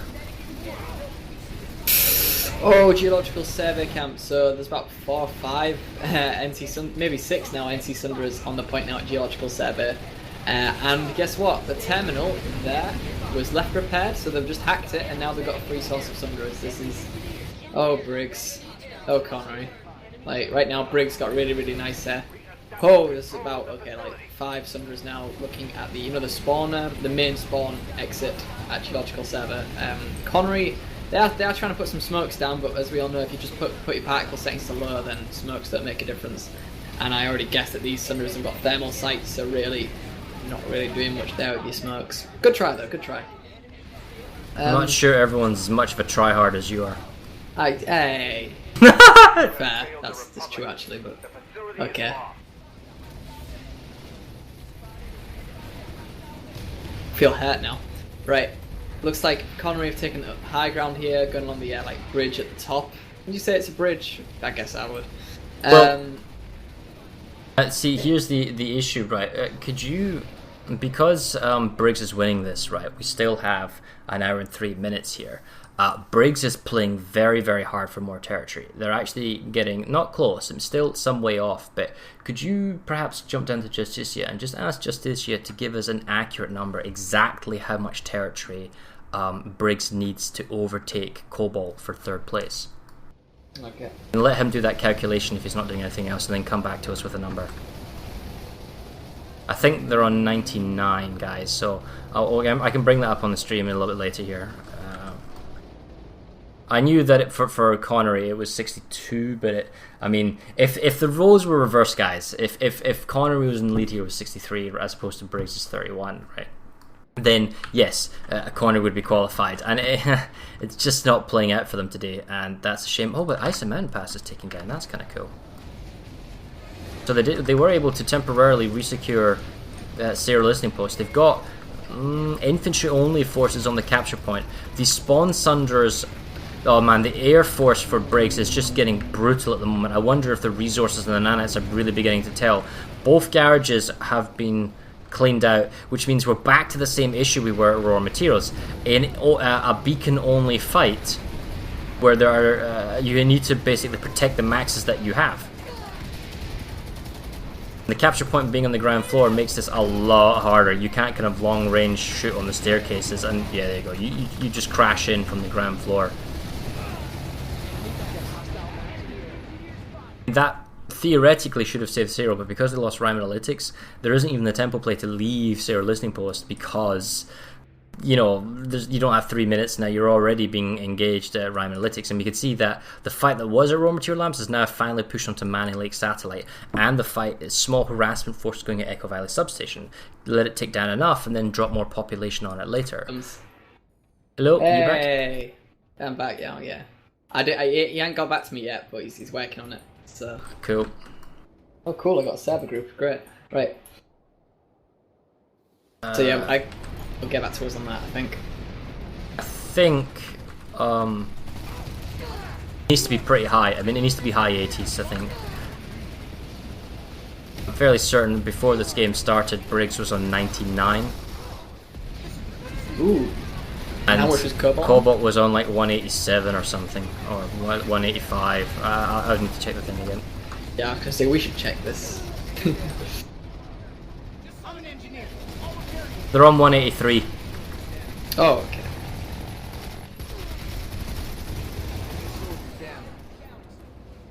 So basically, Briggs needs to aim for the dominating victory. To aim for it, that kind of area. Briggs defeated. Just issue an all call. There's 1 hour remaining in the match now. 60 minutes remaining. Briggs is about to take Ymir Mindwatch. That'll get the pressure off turn BL4. Well, I say that. Someone was asking about. What Do they need 84? Yeah, Briggs needs 84% to go in third place. Okay. Is that a tie? Is that to overtake or to tie them? Because they only need to tie them. Oh, okay, yes. That's all they need. Because they're on the equal number of wins, guys, and they won their match. Okay, cool. Thanks. So 83 is the magic number. 84. 84? Would you say 83? 84. 84. Yeah. All right, 84 it is then. That's still a big ask. A save here by Briggs is the start of Ymir Mindwatch if they want to get enough. But it looks like extra reinforcements from Connery. They really want to play this down. They're gonna get it. Yeah. It means the biolab, not tech planet. What am I talking about? Ymir biolab is vulnerable. What does this mean? It means that if the fighting moves to the biolab, they can cut off Frostfall and Eastern Way Station, and they can claw back extra territories. That's an important play by Connery. We can see Briggs is trying to break Zero Listing. And the issue here is that if Briggs can break Zero Listing Post, which is a big ask, get ISO mining fully resecured. If they can break Echo Valley Substation or they can break Zero Listing Post, that's a lot of territory. And then this is a double cutoff. The Terran forces of Connery, if they can get the biolab, they cut off this extra territory on the easternmost lane. However, and they've been trying to do this all game, if the Briggs force can get Echo Valley Substation, it will secure Warson's Redemption, but also cut off an additional 3 territories for Connery. Now, this is the cutting off isn't enough. They need to capture. Oh, what? Dude, where did you come from? There's one yellow heavy assault on the cap point. Oh, he wasn't paying attention. I wonder what the lag and the latency is between those guys. But he got saved, and that's that flipped, and that means that Biolab is already 50-50 numbers fighting in contention. We're going to go to Manny Lake in the north now. Yeah, I mean, Connery almost got Frostfall overlook for free. Briggs just deployed him with like 50% capped, but I don't see him doing it now. Connery got way too much time on there, way too much of a strong foothold. So yeah, Briggs kind of collapsing there in the south lane. I mean, was not expecting that. It looked great for a second. Then what? I leave the channel and now. Well, it depends where Briggs drops the hammer. The fact is, they could choose to just go really heavy on Echo Valley, and if they take it, if a small force harasses it down, so it's 3 minute and then 2 minute, and then they just drop a huge dump of population, preventing Connery getting enough time to redeploy and make a save, then you cut off a massive swarm of territory, and it basically negates what was being done in the south. So I mean, it swings and roundabouts. Oh wow, and Max just YOLO'd it onto the point of Manny Lake Satellite, picked off 2 or 3 guys. I didn't even see where he came from. He just sort of teleported on the point. Must have charged in. But that is Mani Lake Satellite. So now we've got a double Biolab fight! The Mani Biolab and Ymir Biolab are both ticking down and going through. There is a 71% Terran population. In fact, if I was a TR, I probably wouldn't even be fine at Frostfall. I would slowly, surreptitiously take any forces I got from Frostfall, which is tying down 60% NC. Check that out. 64% NC at Frostfall. That's not the base that matters here. It's a minute 52 on the Southern Biolab. You're being outplayed here, Briggs. You need to pay attention to your Southern Biolab. I mean, Briggs there, like I didn't expect them to get on the point, and all of a sudden they all turn up out of nowhere and they're on the point. But like you said, the Biolab is what matters. That territory is just going to get cut off if they take the Biolab. Oh, I guess something we didn't explain at the beginning here, guys. I'm seeing it in chat. There's going to be a 2-minute delay when I explain this. Neutral territories in the beginning are third faction. Either faction doesn't play. These northern factions, Haven Outpost, Fair Northern Barracks, Crystal Ridge, Connery, they're due to balance. They're due to lanes of access and just making the map actually work. Because there's like 12 different variables you have to take into consideration when you're trying to make a balanced map. So these are out of play just to make it work so that both teams have the same number of territories and all that kind of stuff. Anyway, back to this Biolab fight. SEU shields 34 seconds, base 60 seconds. There's a spawn room contain going on with Maxes. I like this. Big jungle push. Jungle. Oh, come on, Connery. Pay attention to jungle. No one was watching jungle hard enough. This huge rotation round to Charlie. Sarah, Yo.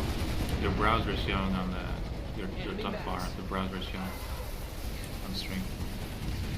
Is that it'll be fixed now. Sorry about that. It's because it didn't F11 pop back up. Oh, why do they never watch jungle? Like, whenever you see a Biolab, like, contain fail, it's always because no one was watching jungle. Is that just me? Oh. Alright, so it was a huge redeployment. Did they abandon Frostfall? No. Alright, some of their number from Frostfall left. I wonder if any additional reinforcements left from elsewhere. Manny. Wow, how did they all go from one Biolab to the other? That's a big move. Well, it's still 50-50 numbers. Connery can still move back into this. Air Force isn't really going to matter. Now, the important thing, right, like if we're going to talk about this, guys, here, when you've got a spawn room, right, the important issue is to control the door and the back exit of Bravo and watch the kind of long approach here. If you've got the teleporter room there, it makes extra use. The other issue is you use this cover along these areas to watch the frontal exits of the spawn room. However, the most important section is you can actually jump as a heavy assault or any class onto these trees and use this cover here to throttle that tiny little choke point for jungle. Those are the 3 key areas of holding a spawn room. If you don't do that, you run the risk of just getting absolutely counterflanked with 100 billion maxes. Yeah, Connery making a nice push down to C point, but Briggs got A and B point. A is flickering though. Don't know how big the force is there, but I'm guessing. Let's have a look. Nah, it's quite small. I think there's only one guy actually. Light assault. So. The initial momentum from Connery is now subsided. I mean, they had a lot of momentum there coming into it. They got so close. I wonder. They do have overpop. They do have overpop. It's currently 46. Coming in via the thing is they're coming in via the air pad, so they're coming in from the south. I guess that does lead them into Charlie and Alpha, but they don't have the. Well, I say Maxes, but it's just easier for the defenders at the moment, considering how most of the Biolab is controlled, and there's just like there's almost like an air pad contain going on by the NC, just to the nature of the approach. I'd like to see. Yeah, see, there's a Sunder in the north now that's offering additional options. And there's still 1224 NC at Frostfall. Whether or not they're going to come back, or maybe they have defense or faith in the Biolab. 96 plus now. This is just. It's like. Alright, what's going on other lanes? Oh, dude! They've pushed so hard. Where's the population imbalance? They've lost Echo Valley Substation. Oh wow! Wow, 81%. Really? Do we need that? 48 to 96. Briggs, come on, please.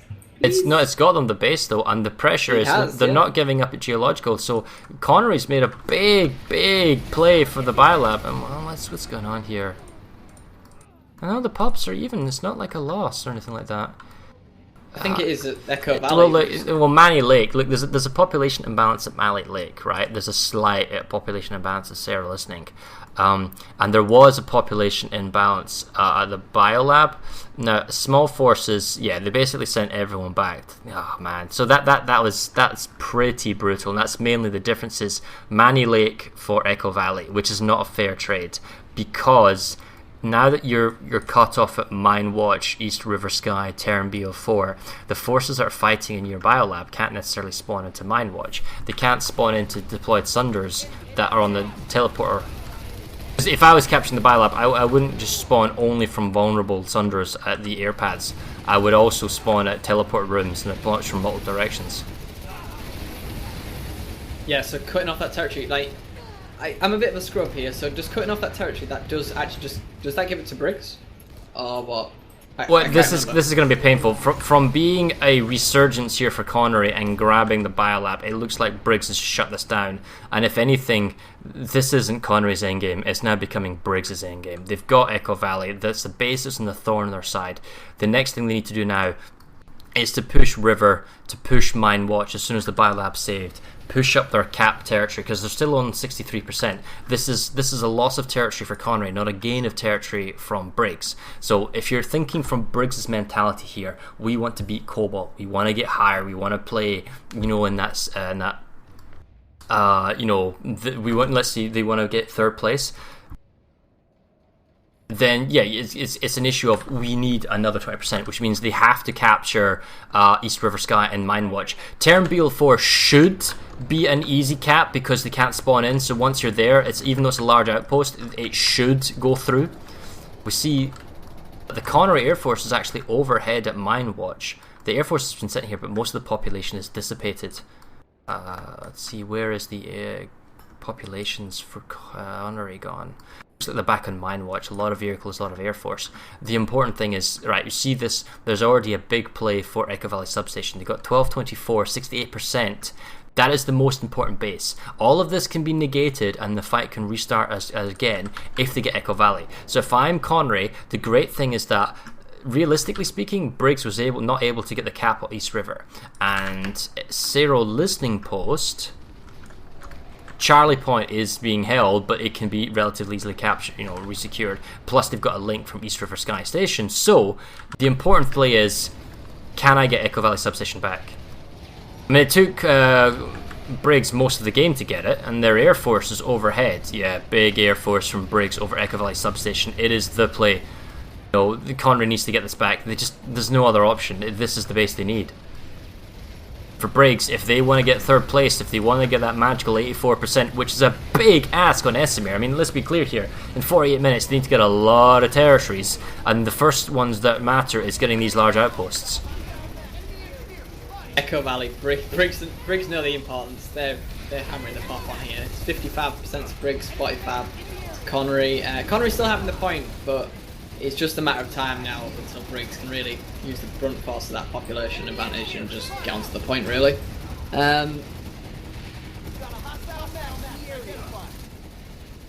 Esamir Mine Watch picking down. Echo Valley, while they've still got it, they're being thinned out.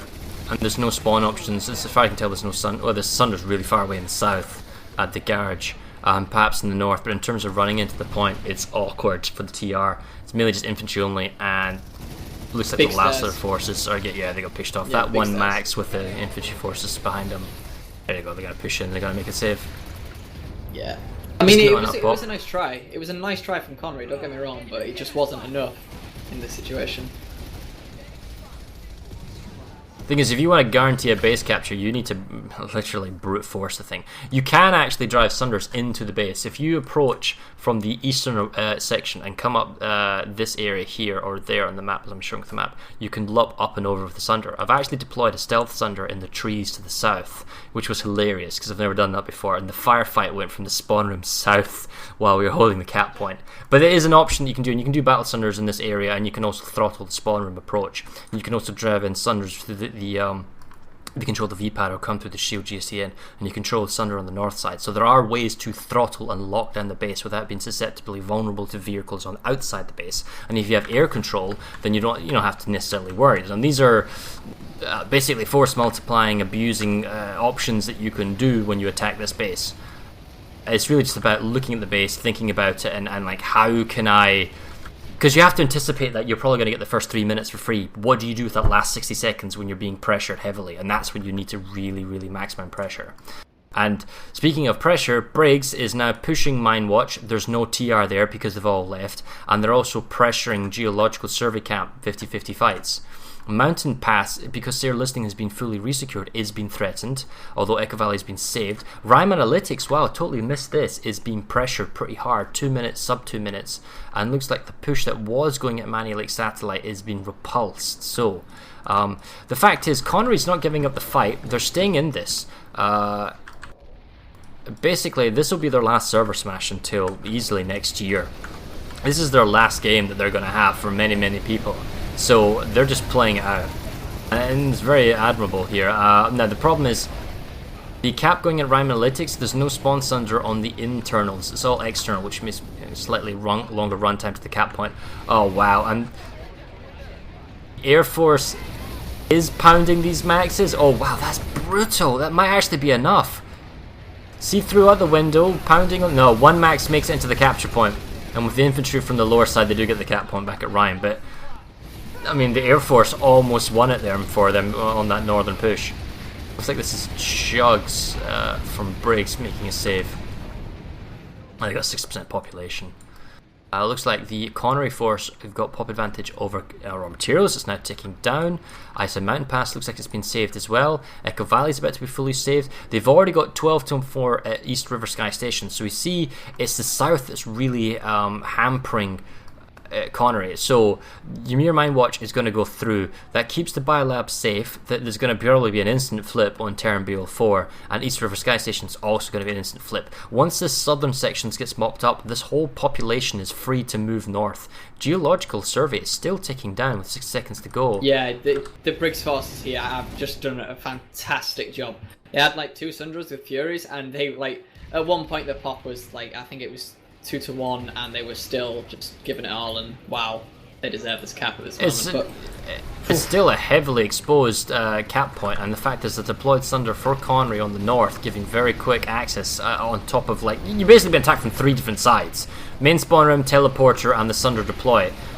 Briggs clawing a hold on the cap point. They have got a max, they have got motion, they know exactly where the enemy's coming from. The Air Force, however, is all Connery, and realistically, Connery should save this. There's no reason why they shouldn't save. Dude, check the heavy assault on the smokestack. Let's have a look. Check the smokestack directly to the west. He's not on the top of it, he's on the side edge. Pumpkinhead. Oh, yeah, I see him. Oh, wow, nice. That's cool. No, that is a really nice. Lucky beacon, right? Lucky beacon, but... Oh, come on, 2 seconds. Oh, Connery. Oh, no, they got it back! What? Wow. What? Never should have happened. No. Never should have happened. Connery should have saved that. That is brutal. So, we can see here Briggs is capable on the attack, and Connery isn't really capable on the offensive because they don't use the multipliers, because they can't control a base. They get close, they get 60 seconds in, but... yeah, it's like... I don't think they can't attack, so every base save is important, and they've already got the not research camp ticking down. Not amp station is going to be a different issue. If we count the territories here, we don't really care what the territories are Connery at the moment. We're looking at it from Briggs' point of view. They're currently at 65. Mine Watch is 66, Spear 4 67, East River 68, Not is 69, Manny Lake 70. They'd need to get 71, 72, 73, 74, 75, 76, 77, 78, 79. You know what? I don't think there's enough territory. I think due to the I think they need to get a I think they need to go pretty much. I think it's like this is the issue, because they're fighting on Esamir. I don't think there's actually enough bases to be captured. There's like a slight disparity by the number of bases that you can have. It's percentage though, so actually one base isn't 1%. That is wrong for me to call that, you know. It's not facilities captured, it's percentage of territory? It's percentage of territory, which means a single base might flip to 2. So the way I was counting it was necessarily accurate. But like, wow, geological survey. I mean, that was a kick in the testicles, if I can say that. But wow. Spawn Sundra. There's a stealth Sundra by the NC deployed on the capture point. Where's this? Oh, in East River Sky Station. And well, check this out. The observer camera can see stealth people. That's interesting. Oh, maybe they're just outside the bubble. No, they're just outside the bubble. Okay. You had my hopes up there, man. You crushed my hopes. Oh, hang on a second. Yeah, he's outside the bubble. I was just wondering if that was actually the issue. No, so the thing is, there needs to be a fly-in from East River Sky, and there's not going to happen. And although there's small resistance, Mine Watch is still ticking down. It looks like the TR perhaps made some partial of a save, but it's 2 minutes 40 now. Ice Mountain. That's Connery true. Could they push that through? We missed the Aurora Materials save. Briggs just made probably a last 20-second save on Aurora Material Lab. Yeah, Connery have got a really nice spawn hold on Ice Mountain, but at the moment they do have the pop advantage, so the difference, maybe if the pop's even up, it'll get a bit better for Briggs. The difference for this time around is actually to have a deployed Sunder on the point. They got much closer, and they got a deployed stealth Sunder at Banana. And the question is whether or not the Briggs force, who were very good at kicking off spawn options. Oh, Sunder's decloaked. He's been spotted and he's been flared up by Briggs Sunders from the west. And they're actually got convoy Sunders coming in as well. And it's being air hammered. You know, so they know the Sunders is going to go down. So that offensive push at raw materials and they're also outpopped isn't going to go through. However, the mountain pass might go through. I don't think there's enough time and capability here for Briggs to get zero listing posts. It's just too much of a difficult base to attack. Even though it's 7 minutes and there's 39 minutes left in the game, it could just be an ass too much. 60 seconds to go, however, on the Ice and Mountain Pass, and the spawn Sunders are still up. The Air Force from Briggs is currently dealing with the raw materials, which is why they're not over Ice and Mountain Pass. Otherwise, you'd expect to see the spawn options from Connor being taken care of, which they're still up. That's the important thing. It's giving them options to bring in Maxis. Now, check the North Bridge. This is the big push. I'm looking at it. Gets a real nice C4, please. Yeah, well, couple of C4, I think.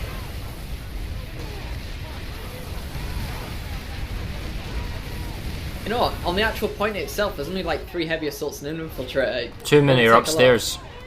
Yeah, I don't like this. Okay, they're coming down now. Less than 20 seconds now.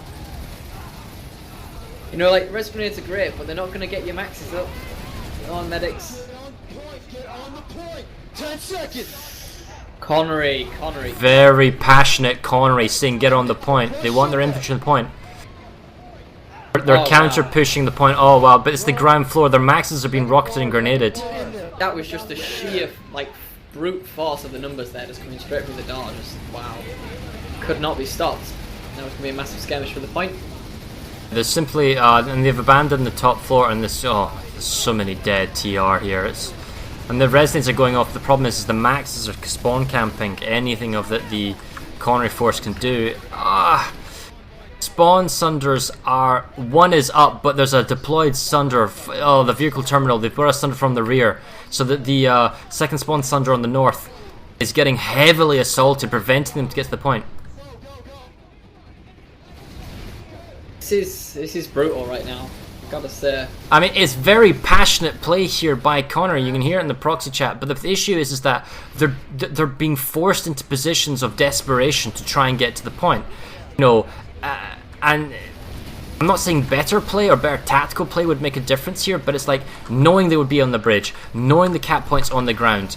How do you intend to stop it? What kind of multipliers can you use? Have you got the C4 ready? Getting yourself in a position where you are not the one having to make a desperate play, forcing the enemy to make the desperate play. And that was a desperate play there by Briggs, but they brought such a block of force pushing in. You know, what I would like to have seen perhaps is perhaps not defending the double building and waiting for the enemy to come across the bridges, but actually fight across the bridges and try and do a spawn room contain. Maybe hacking the vehicle terminal, and if you can hack the vehicle terminal, maybe reversing the Sunders and firing over with Furies. Any thing that the enemy hasn't thought of to try and get you the advantage. Right, I don't want to be that guy right now, but Terran BL4 crash site, geological survey, look at that. Population. No, dude, that's look at that. 2448. They're actually defending it. They've flown pop on. Now, why is there... Where did the pop go? It's a push for the biolab. Look, it's 4896 on Manny Lake Satellite, and the mountain pass called basically all the reserves in the south. So the attack at Darren Forward stopped. However, there's a tempo play, which means they still have a minute 40 before they can go for East River or Mine Watch. Huge play by Connery for Echo Valley Substation 4896. Oh, yeah, in the southern side, Jesus, wow. Mountain Pass 96 plus. Both teams doing massive redeployment. Now, the issue is here, do you think Emerald and Miller are watching this? Or maybe not Miller, because they'll be sleeping, but, they're basically watching the play. Anyone who has to play Briggs has to take note that you get map pick, right? So Emerald and Miller gets map pick. You probably don't want to play Esamir here, or any map that favors wide open combat, because this massive harass or Sunder gameplay from Briggs is brutal and extremely effective. Sundras, man. Sundras. I just don't... I've got PTSD from so many battle Sundras right now. I will not be fighting the NC in quite some time. Well, it's due to the nanite cost. It's to influence the attackers. I mean, I understand where it's coming from. But for 200 nanites, I'm going to give you something that's so versatile and so powerful. Cobalt Galaxy drop on Geological Survey Camp. Half squad, maybe squad dropping the point. Battle Sunder for... No, it's gone now. Gone is gone, yeah. Harassers are here with Furies, however, to be seen whether or not they were using the Sunder as their repair option. The cap point is flipped, however, there's no infantry. These flying... There's no TR on the cap point. They're all in vehicles around it. Second Galaxy dropping forces up from above. So Terran BL4 is going to be defended, it looks like. I'm off to Echo Valley, let's see how that's going.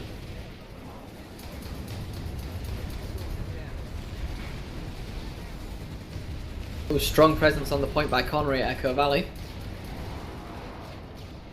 Oh, so there's a question in the chat, why aren't observers on the neutral faction?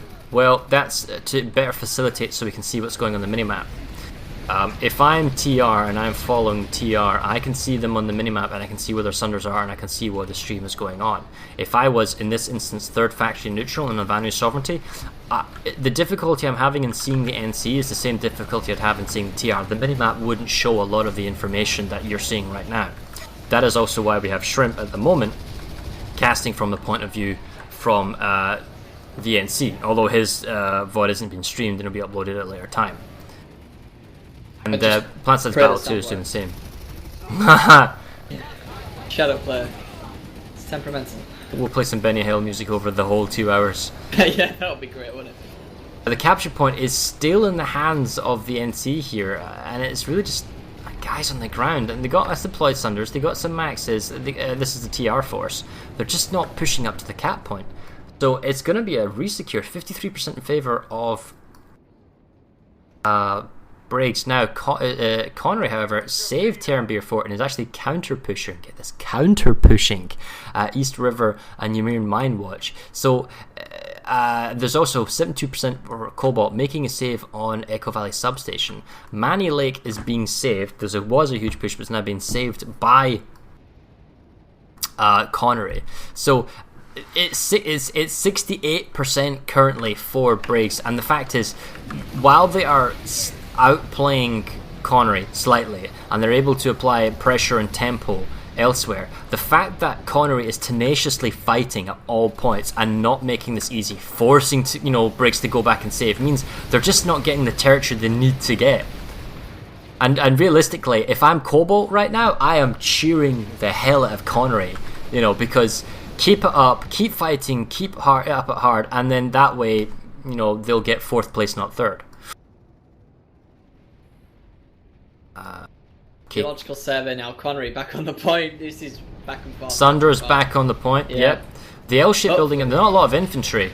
It's a lot of multipliers around the base, but in terms of sheer kind of people, just infantry and maxes, it's the L-shaped building to the west is actually all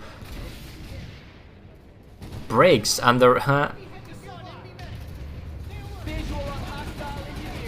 just not being contested at the moment. Oh, hello, camel guy. When did we get fedoras? We've got fedoras, milady. Where? Tell me. Okay, so with a monocle, he's got. Is he a Reddit admin? Like, what is this? One of the camo. Actually, the building west of the capture point on the balcony is a kind of tropical camo guy, one of the Swiss badges. But the fact is, he's got a cert monocle with hat. What is this? Oh, and he's been rezzed. You see him? No. He's a mark. Rip. Anyway, tried. it's just distracted. Okay, so looks like the base is going to be safe. There's actually quite a large max force. Oh, it's a max flak battery from the spawn room teleporter. We've got about 1, 2, 3, 4, 5, 6 maxes, all being anti-air battery from the teleporter at Geological Survey. Can I say, without potato settings, this actually looks glorious right now. Yeah. Alright, so it looks like Mine Watch is being fully resecured.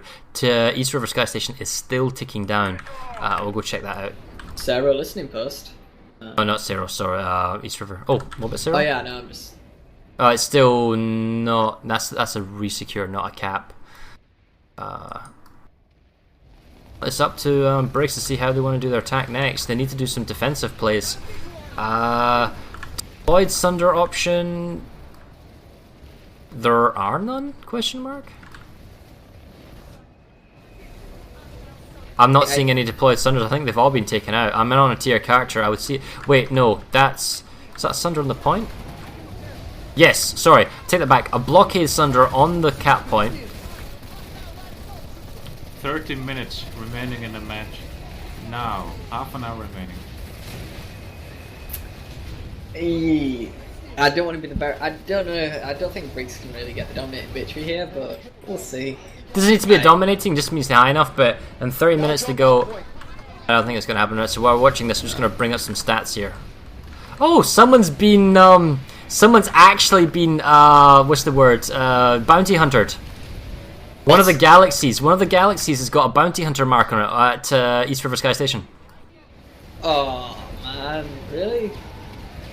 One of the accounts must have had a little bit of station cash left over, and the guy was like, you know what, screw that guy for bulldogging me. Oh yeah, I can't see the bounty, can I? But, oh no, yeah, I can. Oh, look at it.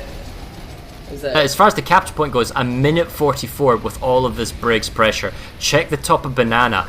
And the Sunder from 6N there is going to just get wrecked because the roof, there's so much C4 that can be thrown down, AV grenades, maybe an AV max, although it's been repaired galore by like 1 million people. It's a spawn option. It's a miracle that thing's still up. That's the only reason why Connery is still in this fight.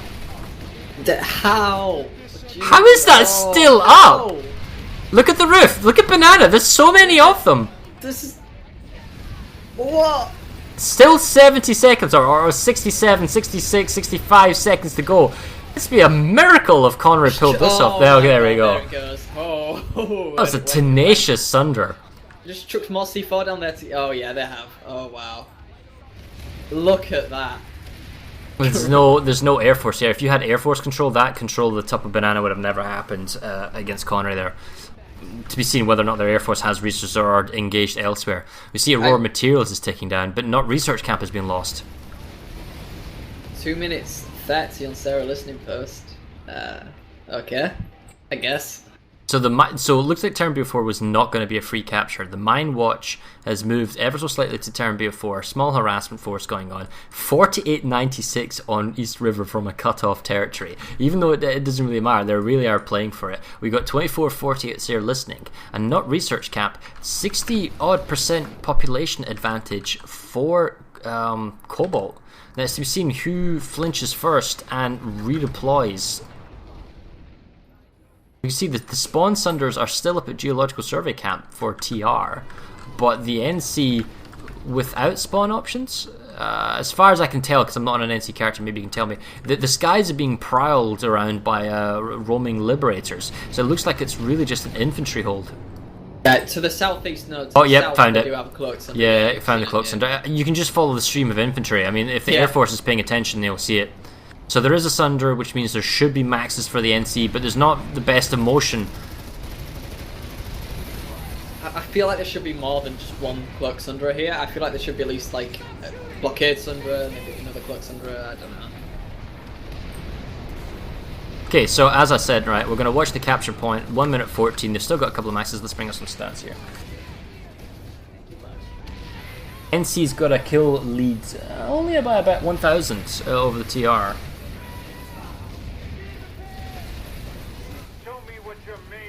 See the map timeline there. It's both teams slowly, gradually going up, and then there's the divergence, and then there's the crash of population for the TR in terms of territory. Right, max crash for the TR, not research. Oh, they really mean it. Wow. Sorry. Wow.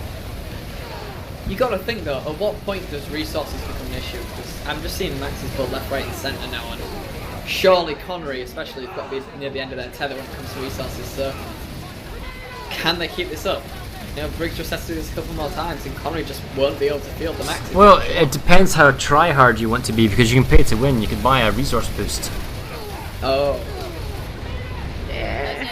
I'm not saying anyone's done that, but it's, you know. I'm not saying anyone. Lara, do you have something to own up to?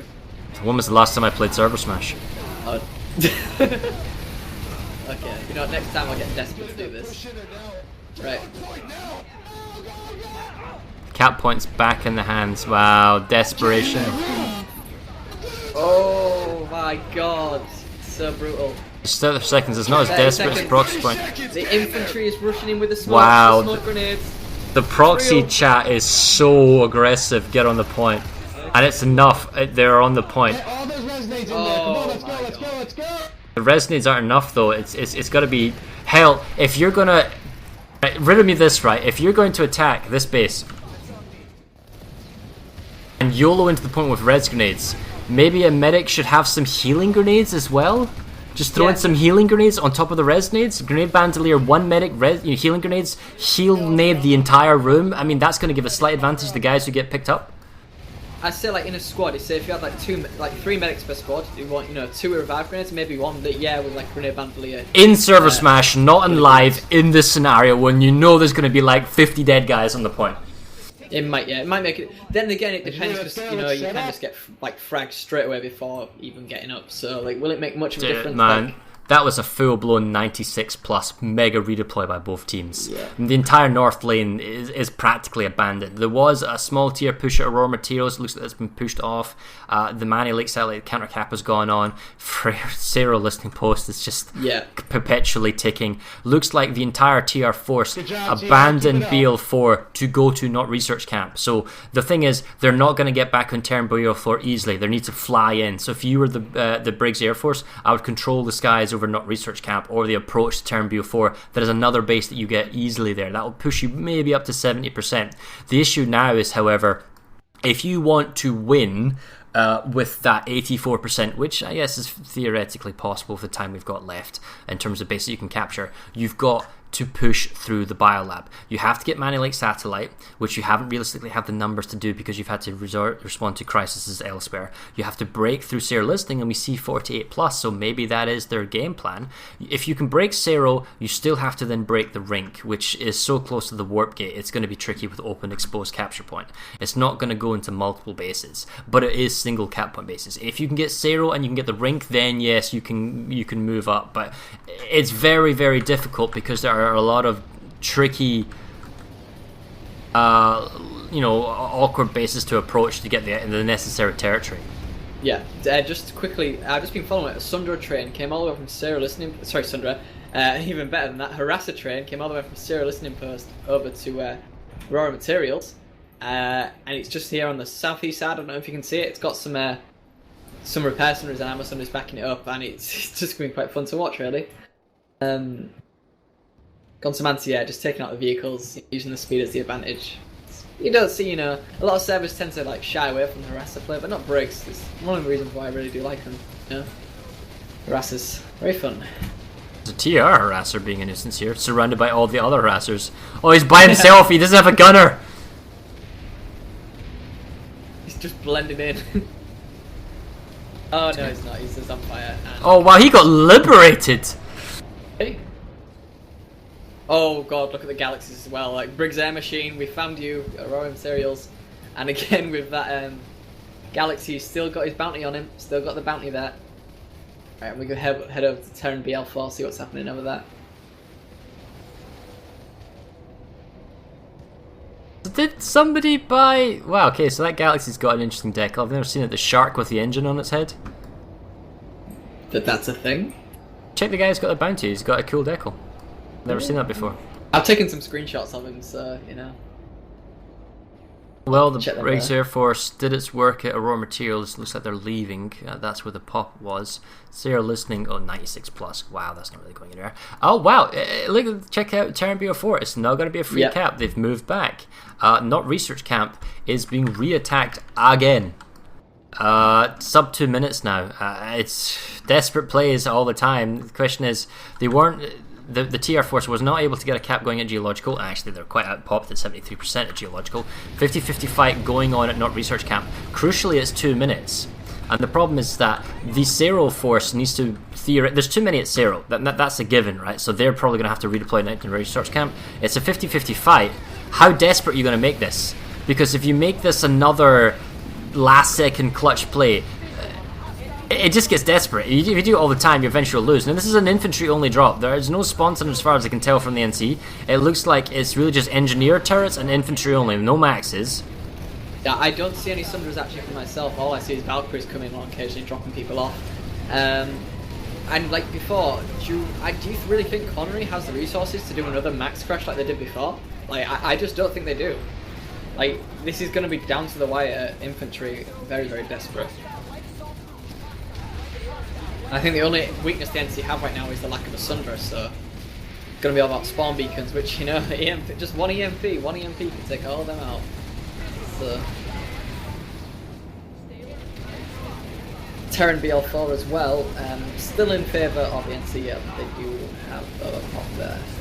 Sarah listening post is like right there. Here's a story for the air game, right?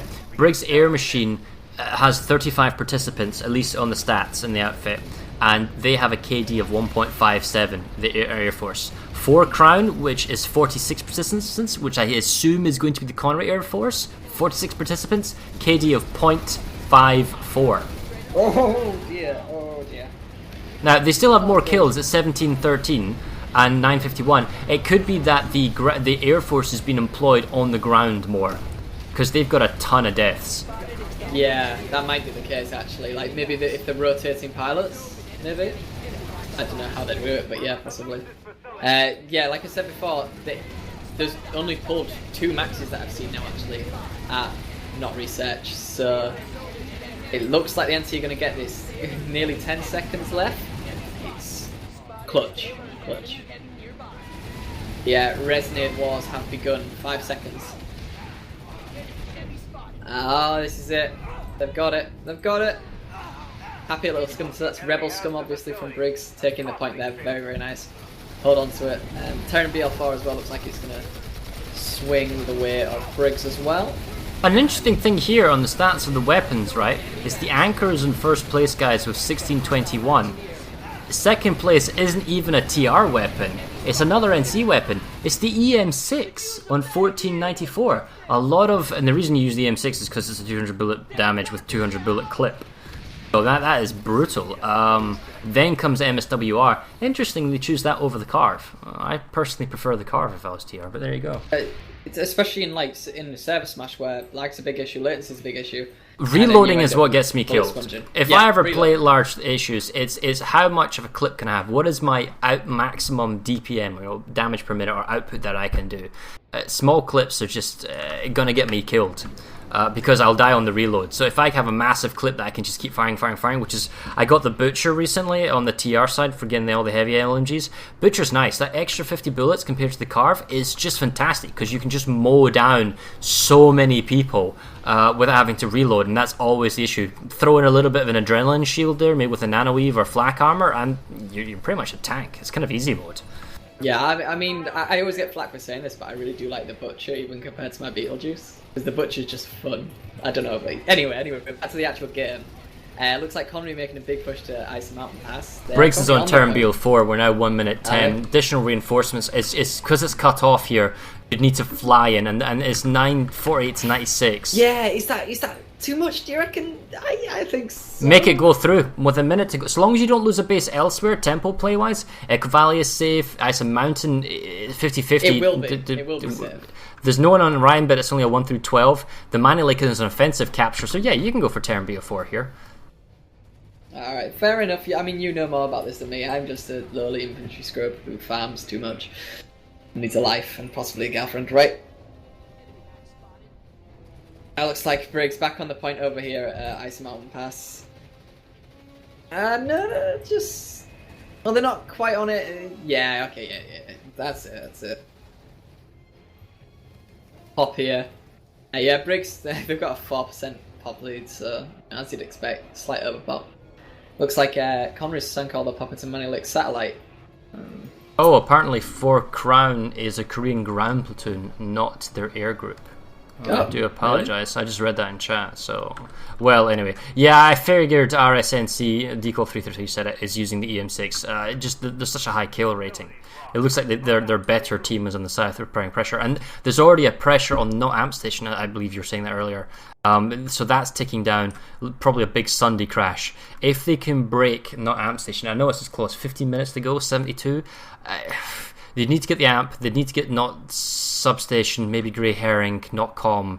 It doesn't look like they'll get Sayer Listing. They need to make a save on Ice and Mountain Pass. This is assuming that Briggs wants to bypass Cobalt on the final scores. I mean, they did push them out of Ice Mountain Pass, but they all got wiped, and Connor just managed to reinforce with the Galaxy. No, Galaxy. Oh, I think I'm lagging ever so slightly. Oh wow, my minimap is just spazzing the hell out. Something's happened in the latest patch. No, I wonder what the lag and the crashes are like for people playing in game. Because on live server I've been having like hitches up to lasting about 5 seconds. Okay, so 6 seconds to go on the Ice and Mountain Pass. We've seen Connery come here before. Gal reinforces for both teams on the capture point. Spawn Sunder for Connery is not up? Question mark? Oh, it is up. It's deployed and hidden, not in the vehicle bay. The capture point 44 seconds, but the problem is Briggs is on the roof and they're surrounding the building. They're at the cap point. The problem is 35 seconds is an eternity when the enemy is outside your front door. Not just outside, they've invaded your home. Oh, here comes that northern bridge push. Another northern bridge push. Couple of maxes, couple of infantry. Some EMP grenades is good. It's going to knuckle them down. Connery force. Connery needs to know what's coming here. Where are they going? Well, they went the wrong way. Where'd they go? Where's the max go? He's wasting all his time and effort.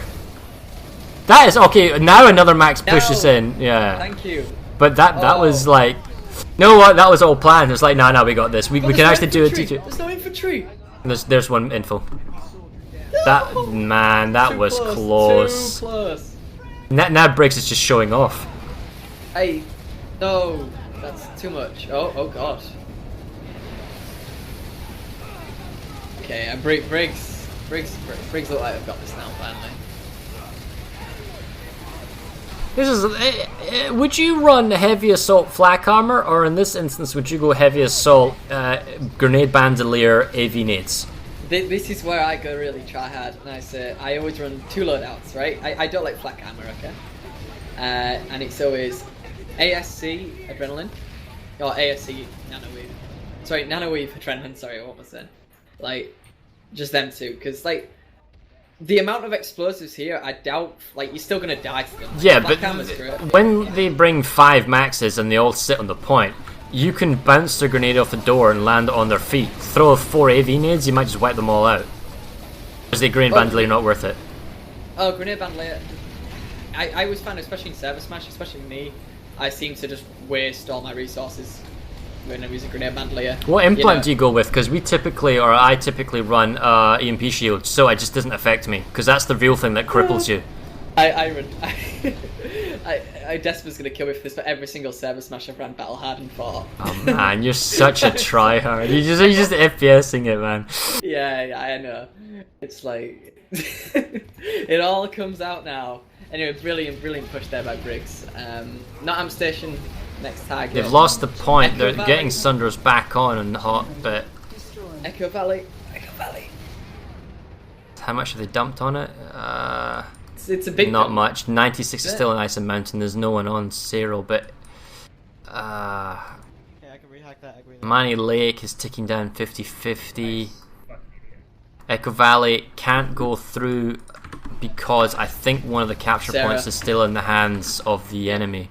I mean, it's C point, for most of the game. C and A is flipping through. So I mean, the fact is that having 24 to 48 maxes an infantry. Oh god, Those maxes, you can't move them. The Charlie's going through, but now Bravo has been flipped. It's whack-a-mole on. So this NC forces Ice and Mountain.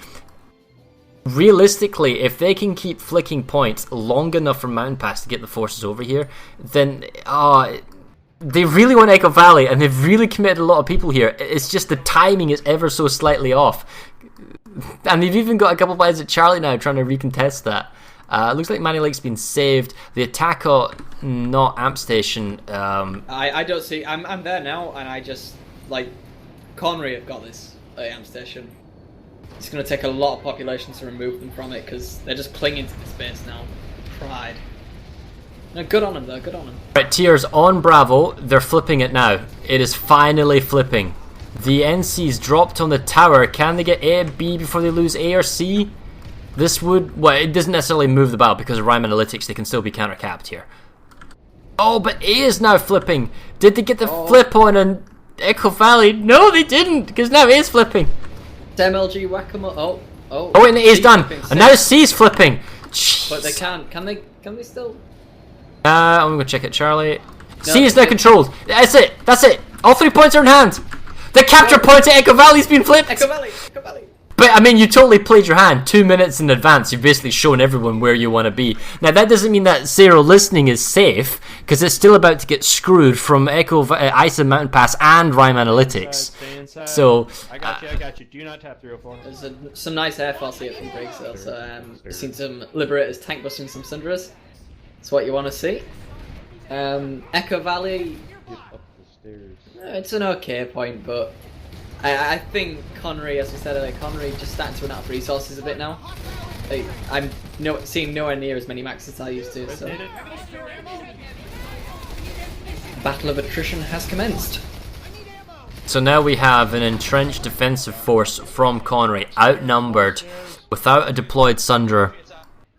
Or the Sunderer that's outside of Banana is going to get wrecked. So it's all about whether or not they keep their maxes alive, keep it res, not get easily rocketed, and it doesn't really look like that's going to be the case because you're swarming force of Briggs outside, just vying for Connery blood. And they're pushing up small stairs and possibly large, yeah. You know what, I'm not seeing many maxes from both sides. I think at this point... Just an infantry Zerg push from Briggs at the moment. So yeah, I do have 2-3 maxes maybe, so maybe, but it's not going to make a massive difference here. Pop's heavily in Briggs' favour right now. It's just brutal. I mean, it's a nice play. It's getting some tempo, but it really didn't do much. I suppose if you're Briggs, the thing is might go back to not research. Give the bare minimum to go there. Connery's doing an extremely good job at Manny Lake, making sure they haven't lost it yet. Although now it's 2 minutes, it might go through. I suppose Briggs might try and make a really big push for Zero. I mean, there hasn't been a big push for Zero yet, and the issue is the A point. A point is nigh impossible to hold, which makes that a 20-minute base capture, which we don't have because we only have 8 minutes.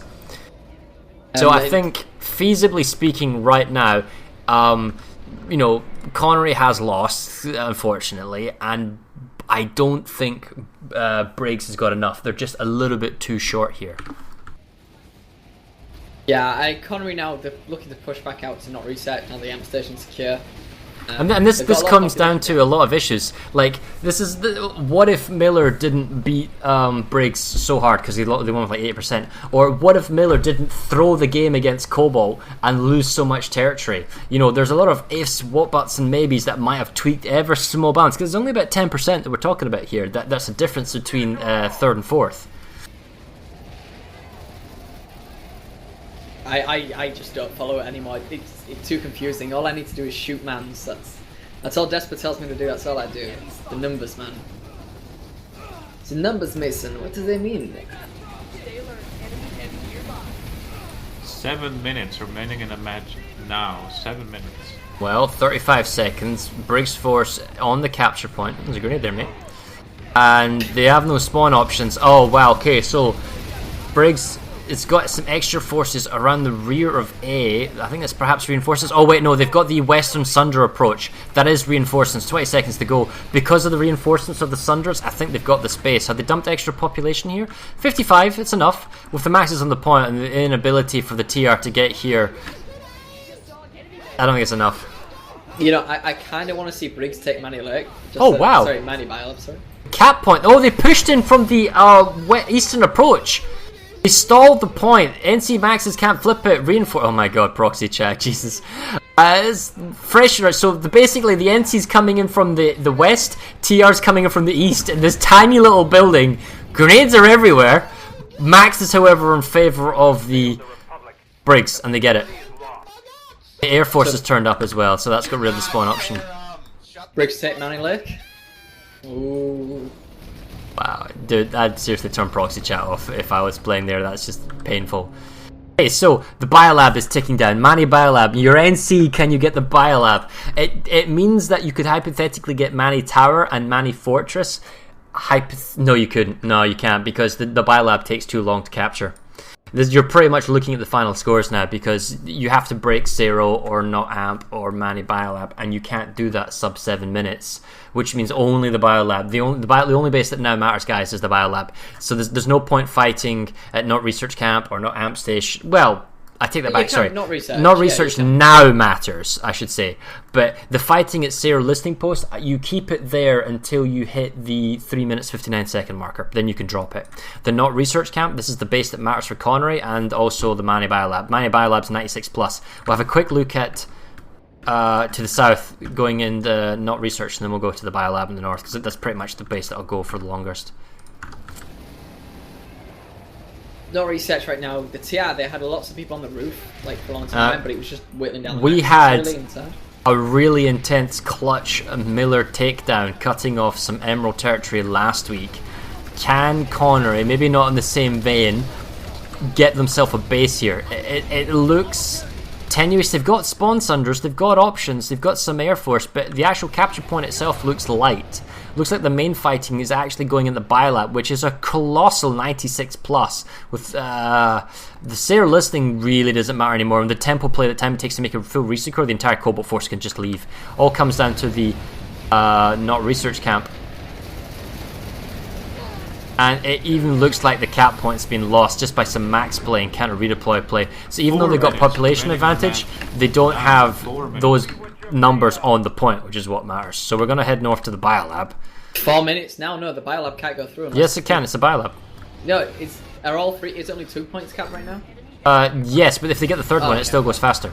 Hey, no, it's fair. I thought that was all fair. I didn't know if it was a slow cap. This proves how little I know. So you just go here, kill things. That's basically what you're saying. Yes. That's what they tell you. Okay. Well, they're trying to brute force their way in with Max's 96 plus though, and it's absolutely... Oh, the Park Galaxy's on the North Air pad. Briggs just must know right now, all that matters like now is getting all 3 points. Huge push. They got a massive force on Bravo, looking down the spawn room from the direction. I need to turn the fucking proxy chat off. Yeah, so this is the swan song here for Connery. This is it. A point is beginning to flip now. Massive forces on Bravo. All 3 points are now in hell by. Oh wait, no. A point is now flicking back the way. Oh god, this is so tense. Yep. We're 60 seconds. This base can totally go through. Big play from Briggs. They can't capture any other base here. It's basically the... I'm going to turn proxy chat off now because I can't... They've got a Bulldog Galaxy on the pad with the Bulldog inside. And jungle. Oh yeah, I see that. So, like, It just blew up. I did it? Oh, I did, yeah. That was what the big explosion was. 2 points. The flicking of A means it's still 60 seconds. It'll still go through if they hold B. Oh wow, okay, it's even faster now. Oh, this is tense. In terms of population, there's slightly more NC, I think, but don't forget there's Connery Air Force outside, and everyone who can get a max is a max. Just look at this minimap, it is horrendous. This was live server, be like, nope, I ain't going there. Nope. The ambient Daka just around this entire base. The minimap must be like 20 plus maxes on alpha, just swarming towards the cap point. This is it. Biolab's gonna go down. Who's gonna get it? Who's gonna get it? Oh, bees flip. No, too late. Not enough. Right, Jugs. Well done, Juggernaut, taking that. So that takes them now. You can't get any other base though. That's the issue. No, with a minute 20, the fact is Manny Tower was cut off. Manny Fort could theoretically be taken. Zero is just too difficult. It's on 75, so which means that Briggs doesn't have enough to go against to overtake Cobalt. Nope, just 1 minute to go, and we've got the final standings of the round robin. Interesting.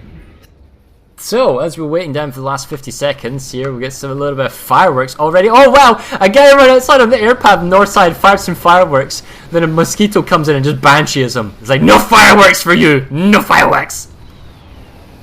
On a quick technical side, Fire, do you want me to record the interviews on this? Or It's up to you. Doesn't matter. Because I just don't want to It's fine. keep recording them. Just, what you got is fine. We'll go see what happens. As Oh, I hello. watch the redeploy. Hello. Hello, Someone's guys. obviously moved you. So that was an interesting fight.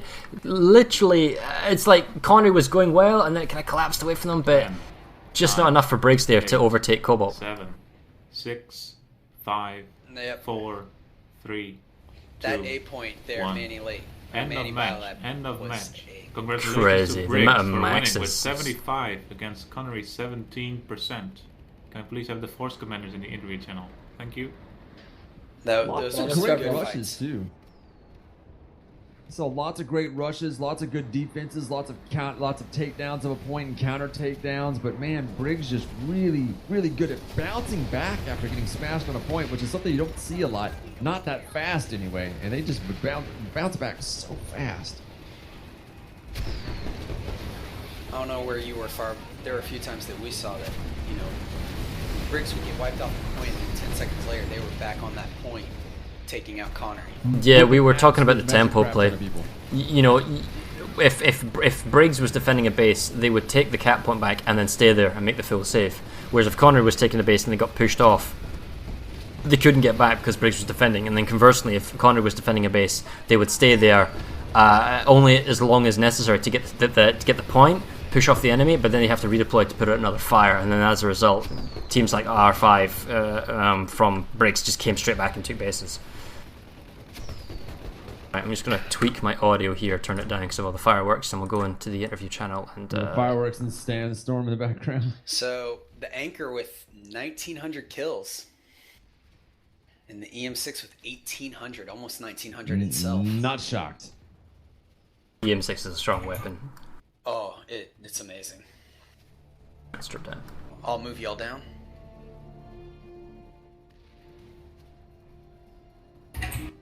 Well, hello guys. Hello, Farah.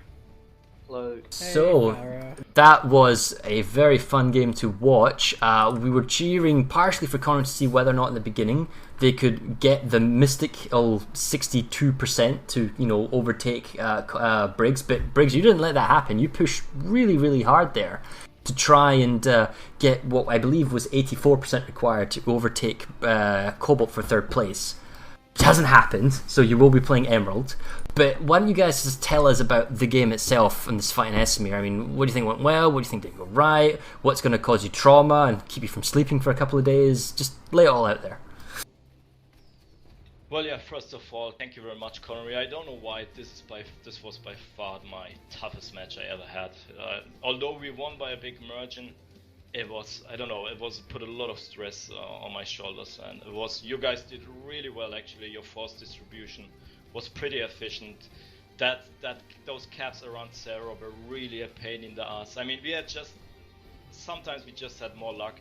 I mean, if you save a base in the last second and it happened like 20 times, it's not really related to super superior skill, it's just luck. So I think in many cases we just had a bit more luck than you guys this time. Unfortunately for you, luckily for us. To the gameplay itself, I just think that we had a pretty risky initial plan for this match. We tried some new, I won't call it special, some new risky tactics, and luckily they worked out. They worked as expected, so actually my plan for the first 15 minutes worked perfectly. I didn't expect that it's going to work that good, but it did. And this plan included Rhyme analytics as well. And I think once we got Rhyme and got a hand at Aurora, cut off the Freya line, it was pretty obvious that Connery will struggle to get back into the game. They still maintain team coherence. I'm so glad that you guys had not those disconnect issues or log off issues. Big kudos to the Connery team for staying in the fight till the last minutes. Thank you for that fight.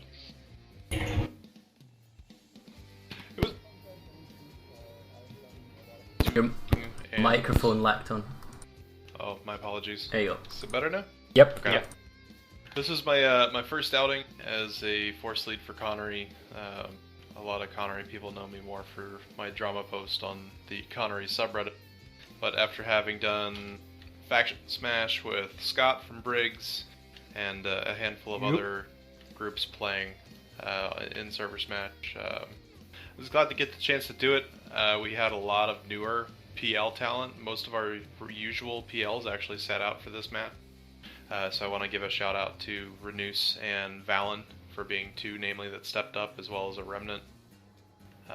So we did get a chance to debut some new FC talent, or some platoon lead talent, which was really good for us. You know, it's always good to be getting new people get their feet wet. We had a good opener plan. We just had a couple missed opportunities with timers not starting when they needed to be starting, and some unfortunate timing for our forces trying to dissuade you from taking Waterson. But apart from that, those last second resecures from you guys really were heartbreaking. Apart from that, I wanted to say thank you to our Korean players. We actually fielded an entire platoon from Korea, and they were relatively autonomous down in the Ymir Biolab link. They actually reached out to us, and it was as fun as it was playing the match. It was even more fun working with HK and Korean Cavalry and CanStar. So shoutouts to those guys for making Connery such an international server. We saw that in the game. Maybe guys tell about your Air Force today. I think I fairly noticed that was Briggs' air ball was not just the air ball that was flying, the galaxies, the repaired proxy galaxies, and the Reavers and whatnot. But we also saw quite heavy use of Sunders. Like almost every Sunder was a proxy repair Sunder. We're using a combination of Basilisk Walker, especially in the northern lanes at Aurora Materials. Maybe Briggs, you can shine a light on that, and maybe both you guys can tell us how you felt the air game went throughout the match.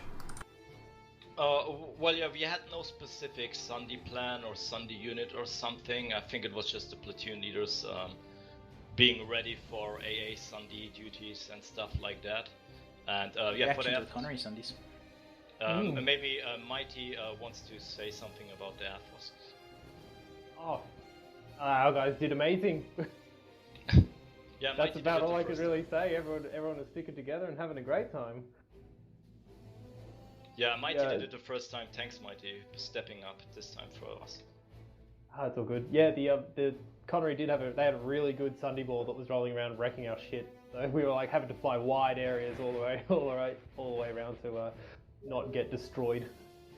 We did hit a point in the match where you're just like, all right, we've had enough of the air ball and put up a pretty sizable Sky Gardens under a group to persuade your air to go elsewhere.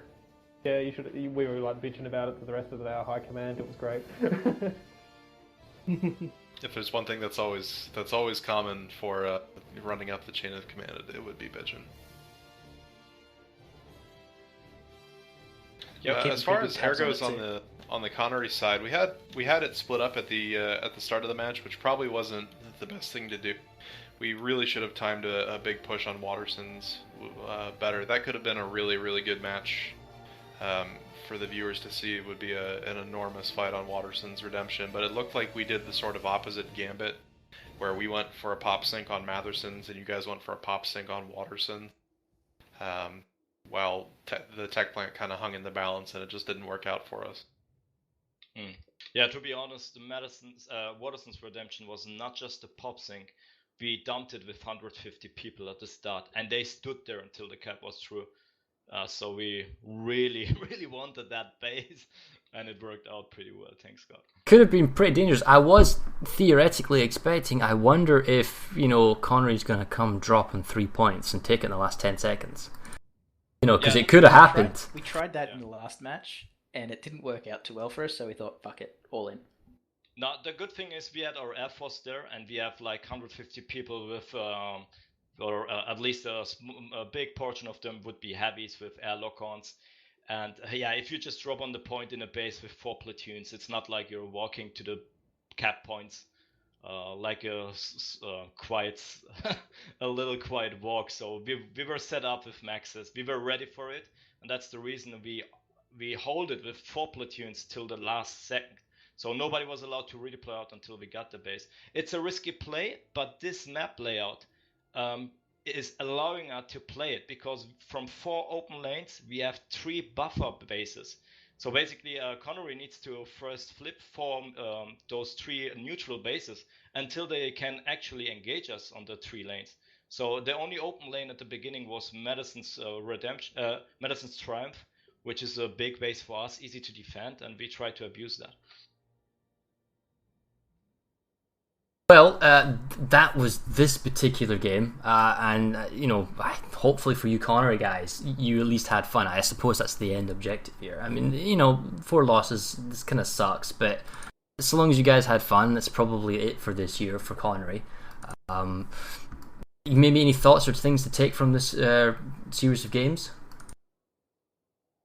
There's going to be some discussion with the platoon leaders, and in terms of live play, there's any number of outfits that have started to band together in Connery for Friday nights to start playing in a more competitive manner, similar to what we're seeing on ServerSmash. So we as a server need to do a better job of fostering good leadership talent as a whole.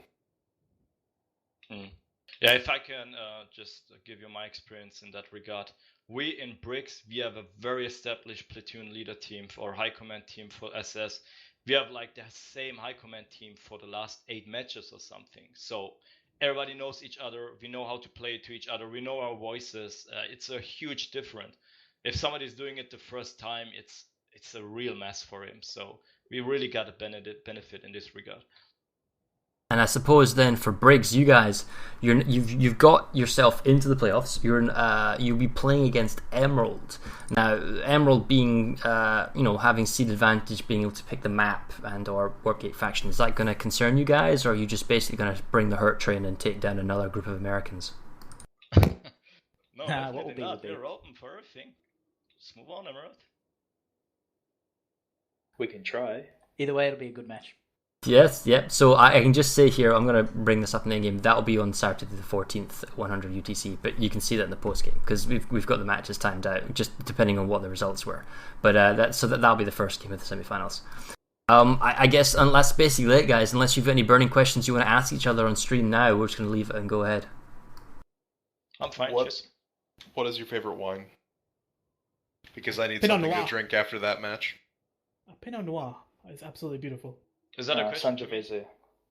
Whiskey it is. We're proper Australians. It's a big bag of goon. Yeah, I was going to say, you need a goon bag. Where's the green bag? Oh yeah. Myself and Pooh have been drinking Crown, so. Last thought from the Connery is thank you to all of the people that put so much effort into this game to create content for players, to the streaming team, to you guys here at the Planetside Battle. It's often a very thankless job to do what it is that you do, but in the end, it's facilitating the entertainment and the fun of multiple hundreds of people from pretty much every continent. So that is commendable, and you guys deserve a round of applause for that. Oh, cool. Well, thank you. Well, and I guess thank you for Connery. It was nice having you in the tournament. It was nice having some games. And we'll have more if you guys still want to do it. And I guess, wow, this isn't the end of ServerSmash. We've still got 3 more games. It's a case of, so long as there are people who want to play this style of gameplay, we'll always list it for them. If you want to play other stuff, we'll do other scales, other sizes, other kind of concept matches. But, you know, thank you for Connery for playing. And I guess me and Shrimp will jump up top. And thanks, guys, for today, and we'll catch you later. I'll need someone to drag me because I... Oh wait, no, I do have questions now. There we go, right, so that was today's game, right? So now let's go into our post-match interview. It's actually fairly telling, by the way. When you know what they're saying in the interview, they were saying that the entire platoon of Crown was in the south. Remember, we were seeing Crown spam chat on the Biolab. So I wonder if the Koreans haven't caught up to the meta gameplay, because they were outplayed at Biolab. So it was the Crown group that was the south of Connery there, holding down the Emir Watch, the Eastern Way Station stuff, and that kind of counterplay being slightly off, or maybe not getting the pushback on, and arguably it was the strongest platoon group for Briggs R5, who was basically pressuring them. So when you've got a mixed match of perhaps experience and competency, and maybe there's lag or latency playing all the way from Korea, it showed that they were able to eke out base after base in the base on the south. Anyway, what's coming up next? Well, fortunately, I don't have to change the text here. ServerSmash 56 and ServerSmash 57. So these are now pretty much the times. Emerald is going to be playing against Briggs. That's going to happen on the 15th of November, the Saturday. Well, technically it's the Sunday, but it's the Saturday for the Americans, and it'll be the Sunday for Briggs, and that'll be 0100 UTC. So basically 2 hours before today's game started, and that will be, depending where you are in the world, either the Saturday or the Sunday, and that is on. That's semi-final 1. That'll be Emerald versus Briggs. By the end of tomorrow, we'll get Emerald to give us a map selection and a warp gate / or faction selection. So we've got that nailed down. So there's 2 weeks to prepare for both teams. The following game, ServerSmash 2, will be on the following day, not the following week, but the following day. So on Sunday the 15th at 1900 UTC, will be Miller versus Cobalt. A repeat of the all EU affair, and Miller has to now provide us before the end of tomorrow their map and warpgate / map selection, depending on how they want to play, and then that will happen, as we said, on the end of the Sunday. So there'll be an issue of maybe handing out accounts, but that'll be fine. So that's our semi-finals, that's our playoffs.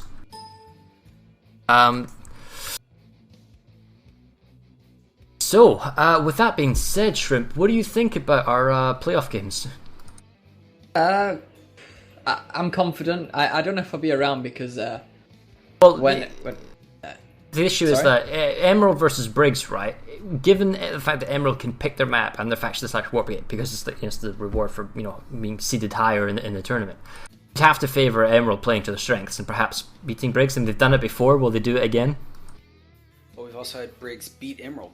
I believe they're at a tie. In terms of number of wins, that's true. And the thing is, if I was Emerald, I would have seen Briggs' strengths here, how they use the Air Force, how they use their vehicles, and maybe if I'm not as confident in my Air Force, maybe I'll pick a continent map where I don't have to worry about this map. Maybe I'll play on Esamir, because with the Air Force, if I can have Sunday trains, it's the same that Briggs did on the ground.